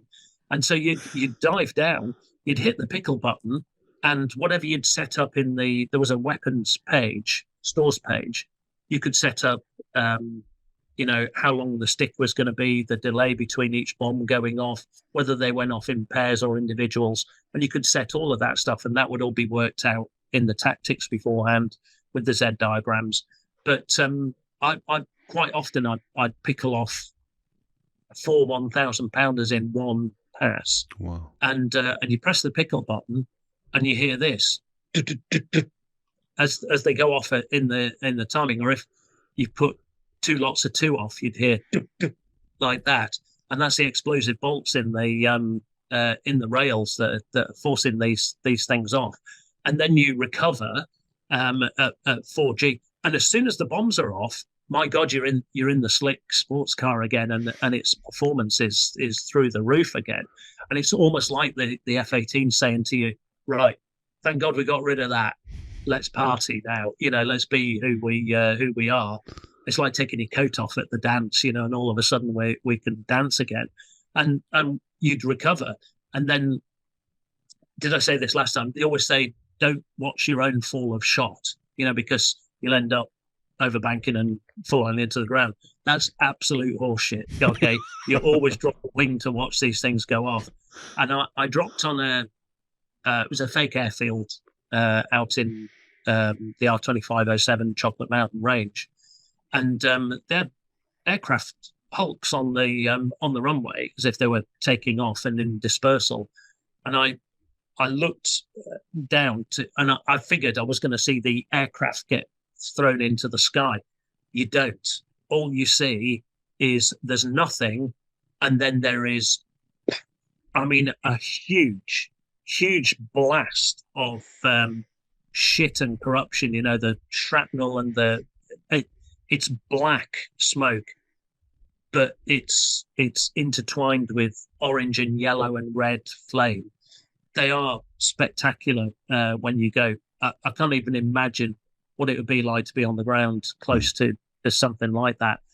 And imagine 4 of them going off at the same time, or 4 2,000-pounders, which are, you know, just mad size of bomb, all going off like that. And it did it. It used to take my breath away to watch it and thinking, bloody hell, I've caused that. And then the flip side of it is when you do close air support, we were dropping live very close to Marines on the ground. I think the closest I'd ever had people dropping was 500 meters, but the frag pattern for a 1,000-pounder is bloody enormous. It goes up to nearly 3,000 feet and spreads out by God knows how many feet as well. So there's pressure on to get it in the right place. Like I said, the big bombs actually go where you've told them to go mostly, even the dumb ones without laser heads or anything like that. So I got a bit of a buzz from it. By the end of the second week, where it got a bit samey, you can't imagine that, can you? But no. I've got 8 500-pounders. All right, okay. Well, they're not going to be as spectacular as the 2,000-pounders that I dropped this morning. They still went off with a bang, you know, as you hear them go off. But yeah, it just almost got desensitized to dropping them, I think, because we were dropping so much. 200,000 pounds of bombs, weight of bombs in 2 or 3 weeks, I think it was that we had to. We were just lobbing them off like you read about at arbitrary pieces of desert. You know, there wasn't by the end of it, there wasn't a whole lot of training value out of this. We just needed to get rid of the bloody things. Did you get anything out of that then? I mean, was there any validation of the models, the ballistic models in the weapons computer? Was there did anything come out of it, or was it literally just that? Yeah, just get rid of them. That 2 or 3 weeks, that was just a get rid sort of thing. Back on 121, of course, we'd debrief properly with the designation. You know how good we were with the designation, how level the wings were as the aircraft came through the release line, and what G did you have, what speed did you have, and we did. I make it sound like we just blatted things off, but there was proper debriefing with all of that, because the bottom line is a lot of the guys on 121 and on the reserve unit, they'd all been in Gulf War I and they'd done it for real, and they'd taken out individual tanks, Iraqi tanks and individual Iraqi aeroplanes on the ground, individual HAZs they'd penetrated with bunker busters and stuff. And they'd done it for real. So it was serious stuff. But that 2 or 3 weeks, that was just, oh God, we need to get rid of these things. Don't get me wrong, it was a lot of fun. It was absolutely a lot of fun. Did we get anything productive out of it? Probably not. If you'd not bombed for a while, it was good to get current again, bombing. In fact, I say there was one 4-ship that I did that actually it brought it home that actually we're not just lobbing things at the ground. This is serious stuff. So I was number 4 of a 4-ship, and we went off and attacked one of the airfields that was there, and just for no tactical reason whatsoever, the guy briefed up. They were into locking runways on this airfield. We'll each take a threshold each. So he was going to take the threshold at that end. Number 2 would take the next one, number 3, and then number 4. Rather than just bomb the runway, we'll bomb the thresholds and see how accurate we can be. I was number 4. My element lead was a reservist who worked in the group. So he wasn't really a reservist full-time pilot, if you see what I mean. He had jobs to do in the group, and then he came to us to get current and fly as much as he could. Nice guy. He was an ex-A4 pilot. So I was on his wing, and we were separated out so that we all bombed sort of individually, but as a 4-ship. So the 1 and 2 went in first, and they bombed, and then we went in a number of seconds afterwards. Bearing in mind now, the plumes from 1 and 2's bombs are getting to their apex of 3,000 feet or so, because we were dropping 1,000 pounds. I dropped 4,000 pounders, 1,000 pounders in one run. As we went down to drop, the 1 and 2 had pulled out and were over the top of the target area, watching us basically. 1 dropped, and then I was sorting my designation out. Number 3 dropped. I didn't really see what number 3 was doing. I just knew I was deconflicted from him. I dropped, and all I heard was 3 pull up like that. And the next thing was a mayday call, and he got target fixated. He popped his bombs off, and then he kind of followed his bombs in a bit. I guess trying to see the the explosion, but he'd gone below the min height on the Z diagram, and because of the wind, the we were downwind from 1 and 2's bombs. He went through 1's frag pattern, wow. And it just showed it. I kind of brought home when we saw the he called Mayday recovered, and he got visual inspection. Holy shit! When we saw his jet on the ground afterwards, we all supported him, sort of thing. We went back as a 4-ship, but then they put the leader told number 2 and me to land, and then he watched him land, and then he landed on the other runway, sort of thing. So it was quite well supported. But we all looked at his jet afterwards. So it had stripped the nose cone of all of its paint, and there were pits in the nose cone. It had ripped off the front of all of the launchers on the wingtips and his bomb racks. It had ripped the front off them, and the leading edge of the wing was I think he'd lost a leading edge flap, and that was all pitted, and the front of his windscreen was almost couldn't see through it. Wow. And it was I suppose that was, we weren't getting anything out of the academics of dropping the bombs, but that brought it home that this is serious shit that we're doing here. Yeah, we're joking about just going off and lobbing these things off, but a guy almost lost his life today. Had number 1's frag pattern not been there, he might have just followed those bombs into the ground and recovered at such a point that he would have followed those bombs into the ground because he was fixated. So that was a valuable lesson that we all took away from just basically just lobbing stuff at the ground, with not thinking anything was going to come of it. And he could have lost his life with that. Did that? I think this is probably something we talked about in your F4 discussion or our F4 episodes a year or two ago. But did that sort of sense of mortality or sort of the fact that you could at any day meet your maker, did that creep in to your thoughts more and more the more you flew, and just over your career generally? I think on the Hornet, by this time I had a daughter, and my wife was pregnant. My youngest daughter was born in California in the September of my last year of the tour, and so whereas on the Hornet I was a single guy, and not my own family. I've got parents, but not my own family that I'm responsible for. I didn't think about that once. I didn't think we were going to get shot down by the Russians because I didn't rate them. I didn't think that I was going to crash the aeroplane because I seemed to be competent. That confidence grew when I was a flying instructor and a tactics instructor. And then when I got onto the Hornet, I started off thinking I wasn't good enough. Then I got good enough in my mind, and then I flew single seat and thought, oh God, I'm not good enough to fly single seat. And then I was good enough to fly single seat. And you go through this kind of progression. I think most pilots go through that kind of progression. But then it was like I had a little bit more to lose. I had a daughter and another one on the way. I had a little bit more to lose with this thing.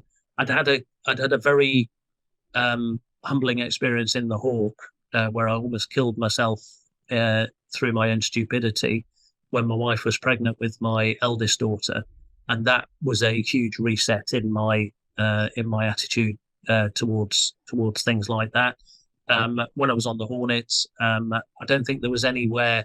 All right, I departed an aeroplane, and we might have had to have ejected, almost hit the Goodyear blimp through my own stupidity, but I didn't. I don't think there was any point where I just thought, where I was walking for an aeroplane thinking, oh my God, I'm actually shitting myself here with this. I don't think there was any of that in particular. When this guy flew through the frag pattern, we did the usual thing of we debriefed it properly. We were glad that he didn't come to grief with it, but I think all of us thought, well, he's a bit more part-time than the rest of us. Those kind of things will happen to people like that. But did it curtail me doing even more stupid things than I maybe would have done in the Hornet had I been single? Probably, but I can't put my finger on it. Like I said last time, I told you the story about how I almost hit the Goodyear blimp. So that was just utter stupidity. So perhaps it didn't have an effect on me at all. You can only do these things looking back, I suppose, with a bit of hindsight. But I've never really, from an aeroplane point of view, I've never really faced my mortality. I don't think, Steve. Maybe if I had, I might have given it up. Who knows? Who knows with this stuff? You mentioned the scenario then in your F4 days going up against the Russians, and then of course you did your Falklands tour, but your 6-week deployment to the Falklands. I suppose that's more accurate. Potentially fighting the Argentines and so on and so forth. What was the threat you were training to then when you were with the smokes? Were you going to go on the Pacific side of things? Was it the Chinese you were training to, or you because the east and west seaboards, isn't that how they split the Marines and the Navy?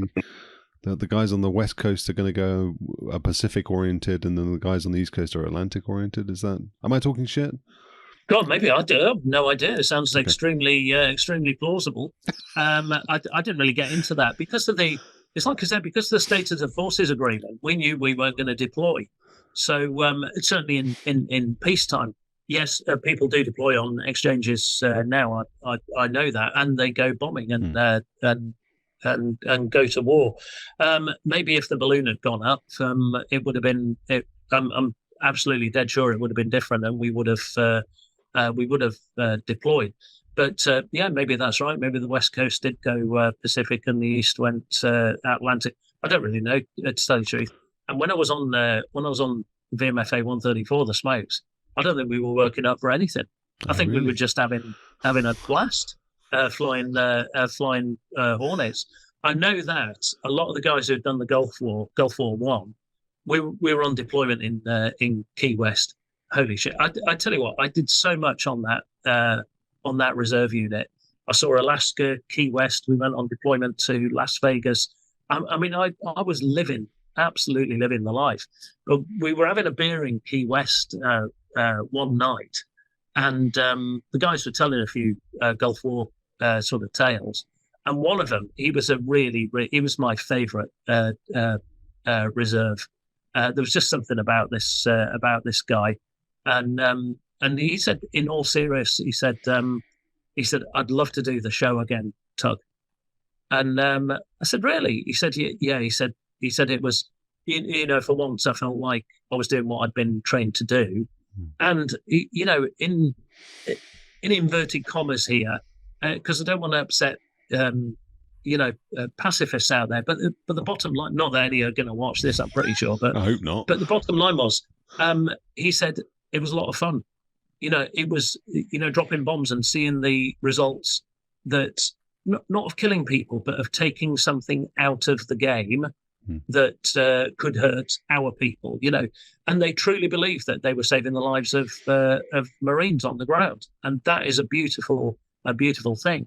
But he said, "I'd love to have another go," and I said, "Well, yeah, but it's all a bit stable at the moment," and he said, "North Korea," he said, "I'd like to have a go at them," and he said, "And if not them, then the Chinese," and I think that was what they truly believed, and doctrinally, that was probably, even in the mid to late 90s, that's what the US was gearing up for, because they were just trying to spot what the next big thing was going to be. So I think that was about the size of it. I'm sure frontline squadrons were a lot more clued into to that, but hey, we were the reserves. It was manana. Here we are in Key West again. It was that, yeah. That was some debt as well. We ostensibly went there for a gun shoot, so air-to-air gunnery, and go. I mean, we could have done it over the bloody Pacific, but no, we'll deploy all the way to the other coast and go to Key West. And normally, when you do a gun shoot, an aeroplane is going to carry the flag, and we do a academic pattern around it, circuits, and we get in and we shoot the flag. And if you're too much angle off, all the bullets go off the back, and if you're too narrow, they're too shallow, there's a good chance you're going to shoot the poor sap down who's towing the flag. So it's all a little bit like that. And anyway, we go to shoot. Now, what they're supposed to do is paint the bullets. So each aeroplane on the flag has its own color, so that when the flag comes back, you can pick out who's got the hits. Well, the Hornet gun and the kit so accurate that we should be able to hit the stinking flag, But anyway, we want to know what percentage we've got.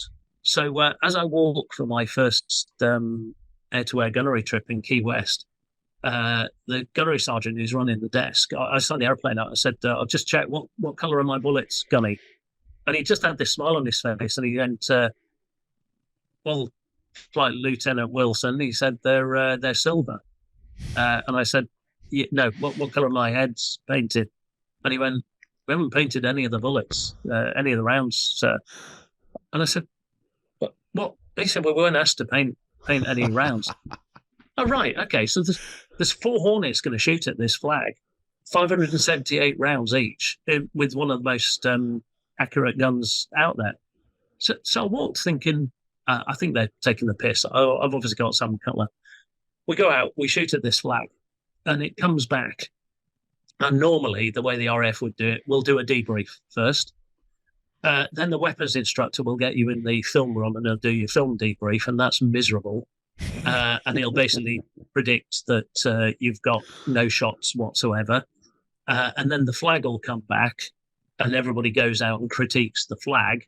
And the QY will then try and justify why his debrief was 180 degrees out from the reality right there, and basically say that you're massively lucky. And that's how gun shoots normally go. So we got back. We didn't even debrief the getting to the flag and back and the pattern. All right, that's fine. Right, anybody want to look at the films? No, we'll have a look at the flag first, is what the boss said. Okay, so the flag comes back. We walk out. It is a tattered ruin of a flag. We're never going to use this bloody thing again because it's absolutely shot to shit. I'm surprised there was even anything left attached to the spreader bar. And he walks around. The boss walks around it. All four of us there. He walks around it. He goes, "Yeah, good shoot then, yeah." And everybody went, "Yeah, good shoot." And we walked off, and that was it. There was no. Shall we check the films? No, it's all right. It looks like we've shot it. Being the aviator, I wanted to make sure I'd actually got some shots. So I got one of these ex-Topgun guys. Can you please just look at my film because it looks like we're not debriefing? And they said, "Yeah, it looks like you got some good hits on it," and that was good enough for me. And then every gun shoot we did after that, it was almost like it was a joke. We'd walk out, we'd walk around the flag, looking at it, and go, "Good shoot, yeah, good shoot." And we'd all have a bit of a laugh and go in. No debriefing whatsoever. Just shot the shit out of this thing and patted ourselves on the back. It was awesome, absolutely awesome. I loved it. Did you said, I think you said you did three AIM-9 shots, and you told us the story about the guy flying in front and dropping the flare for you to shoot at. Yeah, and yeah. saying, don't wait till I'm clear before you shoot. Did you get any learning out of those shots? Were they more serious because you were firing missiles? No, I don't think there was any major learning out of it. It was just to get them off the rails, and it was two AIM-9. I don't think they were mics. I think they were lemurs because they were getting life X. Okay. So we had to get these things off, and we shot double as well. So 2 off the rails in one shot. How do you which do that? was You just you just select it in the stuff. Or maybe we did shoot and then shoot. Sorry, yeah. I think you could shoot 2 off the rails. Oh no, I might be getting into the realms of bullshit now. I'll have to look in my logbook with that. But so 3 aeroplanes, 6 missiles at the same flare. Wow. So that's, like I said, we were trying to just get the things off the rails. There wasn't a whole lot of learning to come from that. What was lovely was I'd flown air defence the whole of my life. All I'd shot up to that point was a Sparrow off a Phantom, and it didn't bloody track. So I was desperate to fire a Sidewinder, and I got to shoot 2 in the same run like that, and they raged downrange, and they all exploded. It was like a firework display. And the smoke hangs around a bit. You know, it kind of eventually will dissipate and fall to the floor. But yeah, that is quite different from your. I think it's your F4 book where you talk about going to Wales to fly against the Jinvik and all the anticipation and all that kind of stuff just for a single shot. Very different. And very tense as well, because it costs a lot of money to set up a Jinvik and clear the range and fire these missiles. The missiles are expensive in themselves. So to just, like I said, to just go and blat off stuff for the sheer hell of it or the fun of it was great. It really was great. Yeah, and like I said, I don't want to give people the impression we were just cowboys and going out. These are the stories that have the most impact, of course. But we did a lot of very serious stuff as well. When we supported the weapons school at Vegas, that was my last det. That was extremely serious stuff, that we were doing with them. So yeah, a lot of fun, but we tried to be as professional as we could within those bounds. Did you go to Nellis more than once? Did you do more than one det? I was practically living at Nellis at one point. I know you've been, Las Vegas. That's an out of this world place, but I was going so often, and sometimes just popping in for a couple of days and such. I was going so often, my Vegas tolerance went down to about a day and a half, and then I needed to get out. So the final time I went to Vegas was this fighter weapons school support, and normally I've been to Vegas a number of times before. Never stayed in the O Club at Nellis. We were always downtown, and because we were Marines, the U.S. Air Force put us in, not the best accommodation, but it was generally workable and on the strip. This final trip, absolutely no word of a lie, they put us in a Super 8 motel that was under in an underpass under the I-15. It was opposite a titty bar. And when we arrived to check into this Super 8 motel, there were flashing lights and everything. The police were all over the place. They just had a drive-by shooting at the strip club. And we're across the road from it, and it was like there was nothing else. It was the strip club, the Super 8 motel, and the rest of it was building site and freeway. And I just thought, oh my God, I think I've been here too many times. I need to I need to get this debt over with and go home as quick as possible. So we were properly in the Badlands on that one. Can I ask you, Doug, a personal question? And pass if you don't want to talk about it, which is fine. But you mentioned that your wife was pregnant with your second child, and you obviously had a child out there. Yeah. What was life like for your family then? Because you've already said that you didn't really want to be flying on the weekends. You wanted to be on the beach. You lived by the beach. I always feel for the spouses and the families of fighter pilots and fighter aviators, because there's a lot of deploying, there's a lot of TDY, there's a lot of going somewhere, there's a lot of going away on remote tours, all that kind of stuff. What do you think life was like for your family? I mean, did they? Well, how do you balance that with your ambition and your desire to fly with your family obligations? Which is it's what happens on an RAF squadron as well. We deploy in the RAF, and there's a tacit agreement that when somebody marries into that, they understand what it is that they're marrying into. I'm not saying it's not without its friction, but we arrive. My predecessor is there with his wife and 3 kids. They looked after us really well. So his wife introduced mine to their social circle.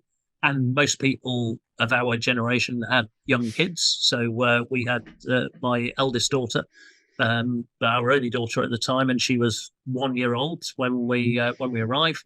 So it's things like play groups, young wives getting together, their kids playing in the garden while they sit there sipping sangria or whatever it is. There's that social circle that helps.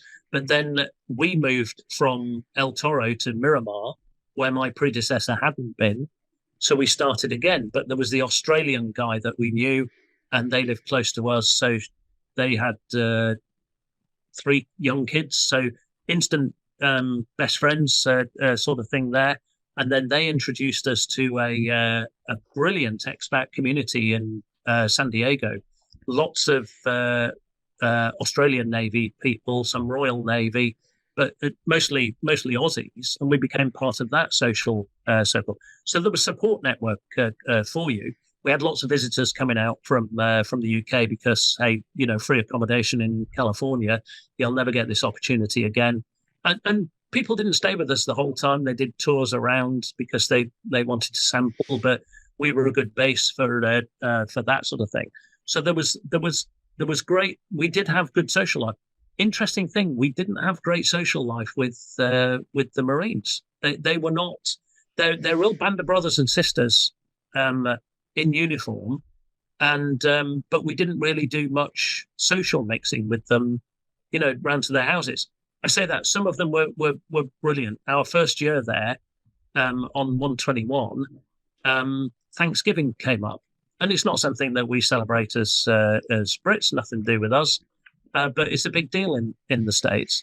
And one of the Wizzos that I used to fly with said, "What are you doing for Thanksgiving, Tug?" And I said, "Well, probably be on the beach. It's not our thing." And he said, "Would you do us the honour of coming and having Thanksgiving with me and my family?" And I said, "God, we'd love to."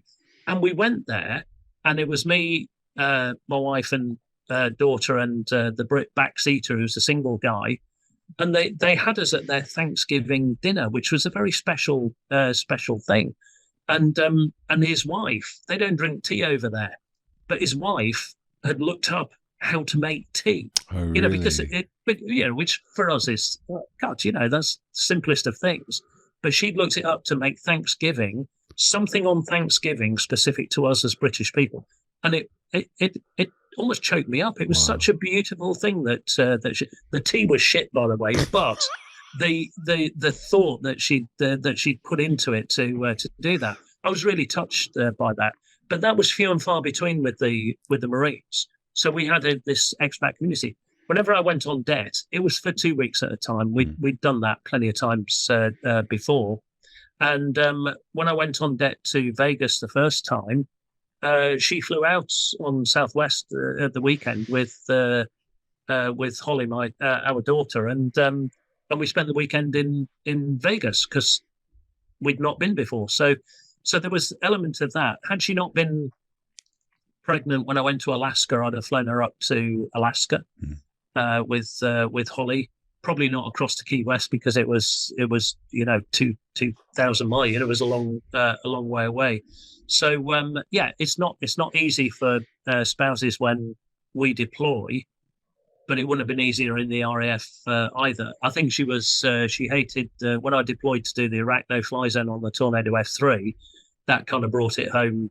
That was proper deployment as opposed to a bit of exercise and fannying around and boozing and having a good time. So I think that's how it goes. You probably should do an interview with a couple of wives, I suppose, from those sort of Cold War era where we did deploy a lot just for exercise. That'd be an interesting kind of angle, to see what they think. Yeah, we think that, I'm sure they were all right because when they came back, she didn't throw the frying pan at me after I'd been away. But you don't know. You're not there in the 2 weeks that you're not there. Yeah. So who knows what used to go on. I also, it's not something that I can say I know for certain, but it just seems to me as well that, from having met and spent time with, hundreds of aviators over the last 23 years since I've been, writing about military aviation or doing this podcast over the last 3 or 4 years. It seems that for the guys, it's predominantly guys, and then nowadays, you get girls in the cockpit too, so it's different. Yeah. But predominantly the guys that I'm talking to, they seem to be able to shut themselves off. They seem to be able to say, okay, I'm now TDY.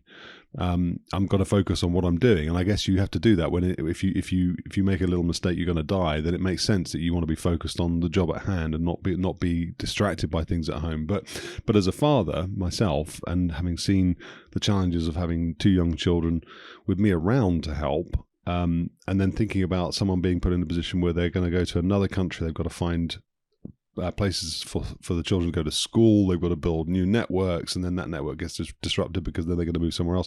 That sounds to me like not a small challenge. It sounds like it certainly was. I mean, the scale of what we had to do when we first arrived in only 2 weeks before I start the RAG was it really came home to us on the first night. I think we were putting up in a nice hotel, but we've got the clock's ticking straight away when you arrive. We had to get a house, 2 cars, bank. Yeah, all of your life has to be set up again from scratch, and it's no small undertaking. So it is stressful, and it was 8 hours difference. So our body clocks were screwed. So we were running on empty right at the start. But as soon as we lived in a very nice house in Orange County when I did the RAG with nice neighbours on one side, and we locked in, and then you start going out at the weekends, and everywhere's a famous name in California. You've seen all this stuff before, and I think we tried to make a point of doing stuff. So when you go away on deployment, I think it was very easy for me to not forget my family, but things were put in front of me that I had to concentrate on. And I think it's very easy because we go flying. It's very easy for us to compartmentalize and concentrate on the flight. Not so easy for the people that are your family that are left behind, where it's just another day for them, but somebody's not in the house who normally is and not helping out. So when you are at home, this is why I didn't want to go on the road every weekend. And I could have done it. We could have taken the jets every weekend if we wanted to, but I wanted to live a bit of life with my family. So in those 3 years, so I go into the squadron and people would say, what do you do this weekend? And I said, we went up to Long Beach and we stayed the night on the Queen Mary. It was like an hour away from home, but we stayed the night on the Queen Mary ship, because, and guys were saying, I really must do that. How long have you lived in California? About 12 years. And they'd never been there, because when you live somewhere, you don't have the urgency to go. Yeah. So we went to Hawaii twice on holiday. How lucky are we? We went to Vegas. We saw the Grand Canyon. we did San Francisco, we did Yosemite Valley. We did a lot on the West Coast because we thought there's a good chance we'll never get here again. And then we went to Tijuana in Mexico and thought, I hope we never come here again, But we sampled all of these things as much as we could. And I think that helped with when I was away, we still knew we were planning on doing that when I came back, or we'd just done that before I went away.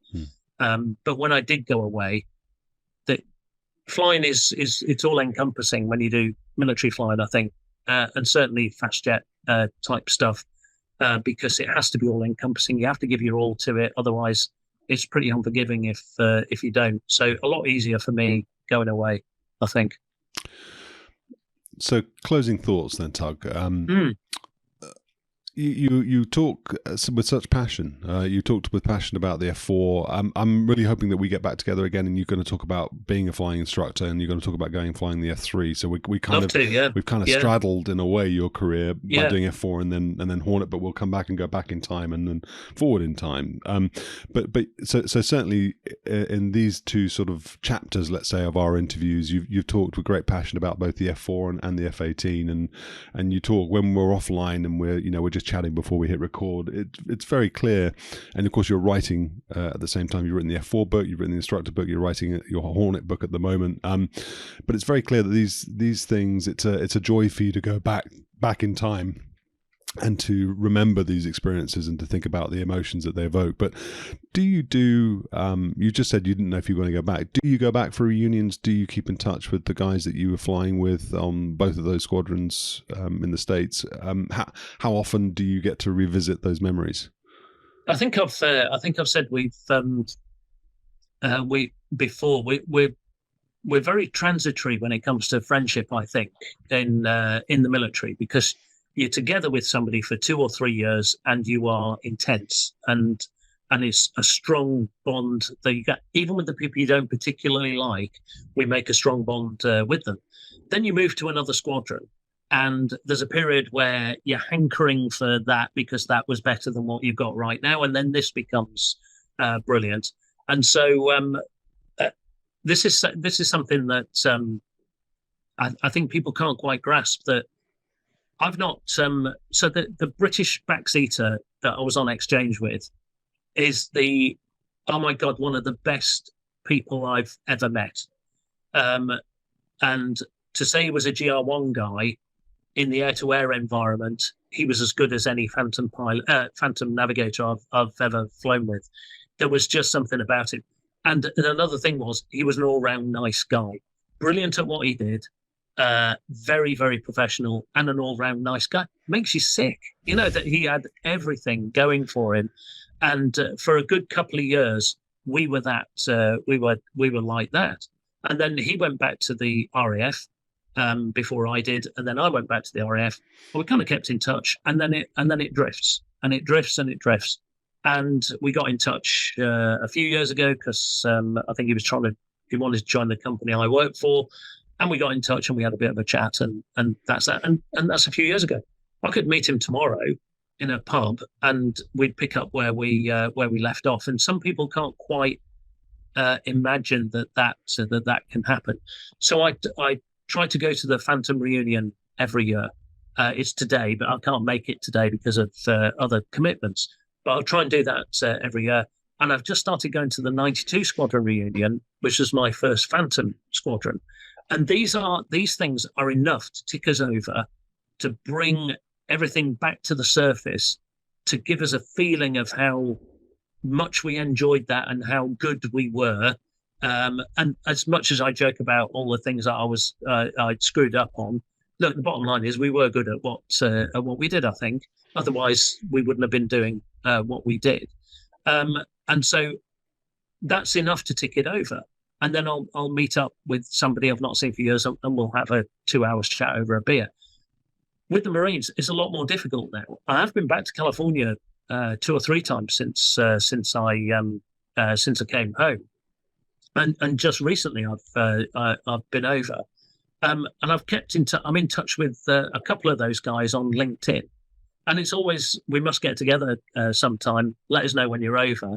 and either I do let them know or I forget, because it's just not there in my life anymore. But if I did manage to meet any of these guys, then we'd pick up where we left off. And what I do is when I write a book, if I've mentioned somebody in the book, and shared experiences with them, I always send them a copy, and I sign it up for them. And if we've flown in the aeroplane together, I draw a little caricature picture of an aeroplane. I can't draw, but I draw this little cartoon thing, because they've flown the aeroplane with me, and that's a little bond that we do. So what I'll do is, when the Hornet book comes out, I will go onto LinkedIn, Facebook, all of those things, and I'll track down as many of those guys as I can, just to say, look, I've written about this, you're in it, and I'd like to send you a copy, just as a little tribute to you, because you made that period of my life what it was. The aeroplanes are great. They're absolutely great. I treat them like living beings, and they gave me those experiences, but those experiences wouldn't have been half what they were without those people that I shared those experiences with. And that's what I try and do. So I will get in touch with them. And do you know what? Maybe once I'll be able to organize that. Look, I'm going to California. I'm going to be in San Diego for a night or 3. Do you want to, if you're around, do you want to do that? And if it happens, it happens. And if it doesn't mean to say we're not friends with these people anymore. They're life experience people for me, and it'd be lovely to pick up with them. And I'm sure when I advertise the new book on LinkedIn, those that I'm linked in with will find me out. Maybe just to see if they're in it. I suppose that's the usual vain thing that we do as aircrew. So that's where we're at with that. Well, when it's I'm hoping. Yeah, you said, I don't know if it was when we were recording or not, but you said it's more than a year out. So I'm hoping we're going to get back together again and talk about your time as an instructor aboard and then flying I'd love to. Yeah, and certainly I need to follow up with the question: how did you almost kill yourself in the Hawk? I deliberately didn't ask, because I want that to be in the next in our next interview. But it sounds like that was a transformative period for you as a fighter pilot, as a person. So keen to explore that. It's the most shameful thing I've ever done in an aeroplane. So really? it's worth talking about. Okay. Yeah. Tug, it's just tremendous listening to you, and I know that the audience love. I mean, someone just literally 2 days ago said we want more. They didn't know that we were doing this. They said we need more Tug. We need more banter. The Brits, the Brit banter is the best banter. Get Tug on. Well, we've delivered. You've delivered. The banter today has been tremendous, and it's just a joy listening to you talk about your experiences and the way that you can, sort of flip between some of the technical and then talk about the human interest side and deliver it with. Humor so brilliant listening. Thank you so much for coming on again and giving us more of your time. Yeah, no, as you can tell, I like telling stories. So I tell stories for a living. That's basically the job that I do when I teach human factors to young aviators. We do it through storytelling. But every time you tell a story, it brings everything back to the surface for you, and that's how I'm. I guess that's where I sometimes get a little bit of satisfaction out of my life, in that I can't fly anymore because I'm medically unable to do that, and so reliving it almost puts a salve on that wound for me. All the funny stories of where we screw up, but just to reiterate, we try our best with this stuff. We don't always get it right every time, but when you do get it right, it is such an uplifting experience that you've gone into this thing not knowing how it's going to work out, and you come back and you land and you think, dear God, I did something spectacular there, but if you looked at it from the outside, it looks like it was a bog standard trip. And those are the ones where we go up and it runs to plan, and we react to the stuff that doesn't run to plan, and nothing untoward happens. That happens most of the time, but we don't give that any credit. It's always the spectacular and the outrageous that gives us the stories.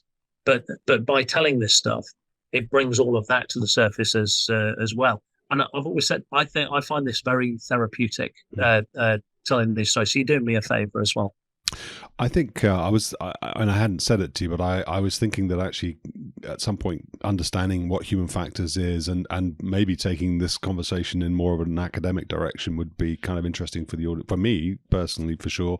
I mean, all of this stuff is stuff that I'm interested in, otherwise I wouldn't be doing it. It just happens to be the case that lots of other people are interested in it too. But that would be an interesting conversation to have too. I'd be interested to understand how human factors, what human factors is, how it works, and what it is that you're teaching too. So, yeah, I mean, we touch on it with the whole attitude type stuff with 1v1 combat, but yeah, I'd love to do that as well. As long as I slip in the odd story of where I got shit faced and went flying hungover, you know, it'll still get a few views, right?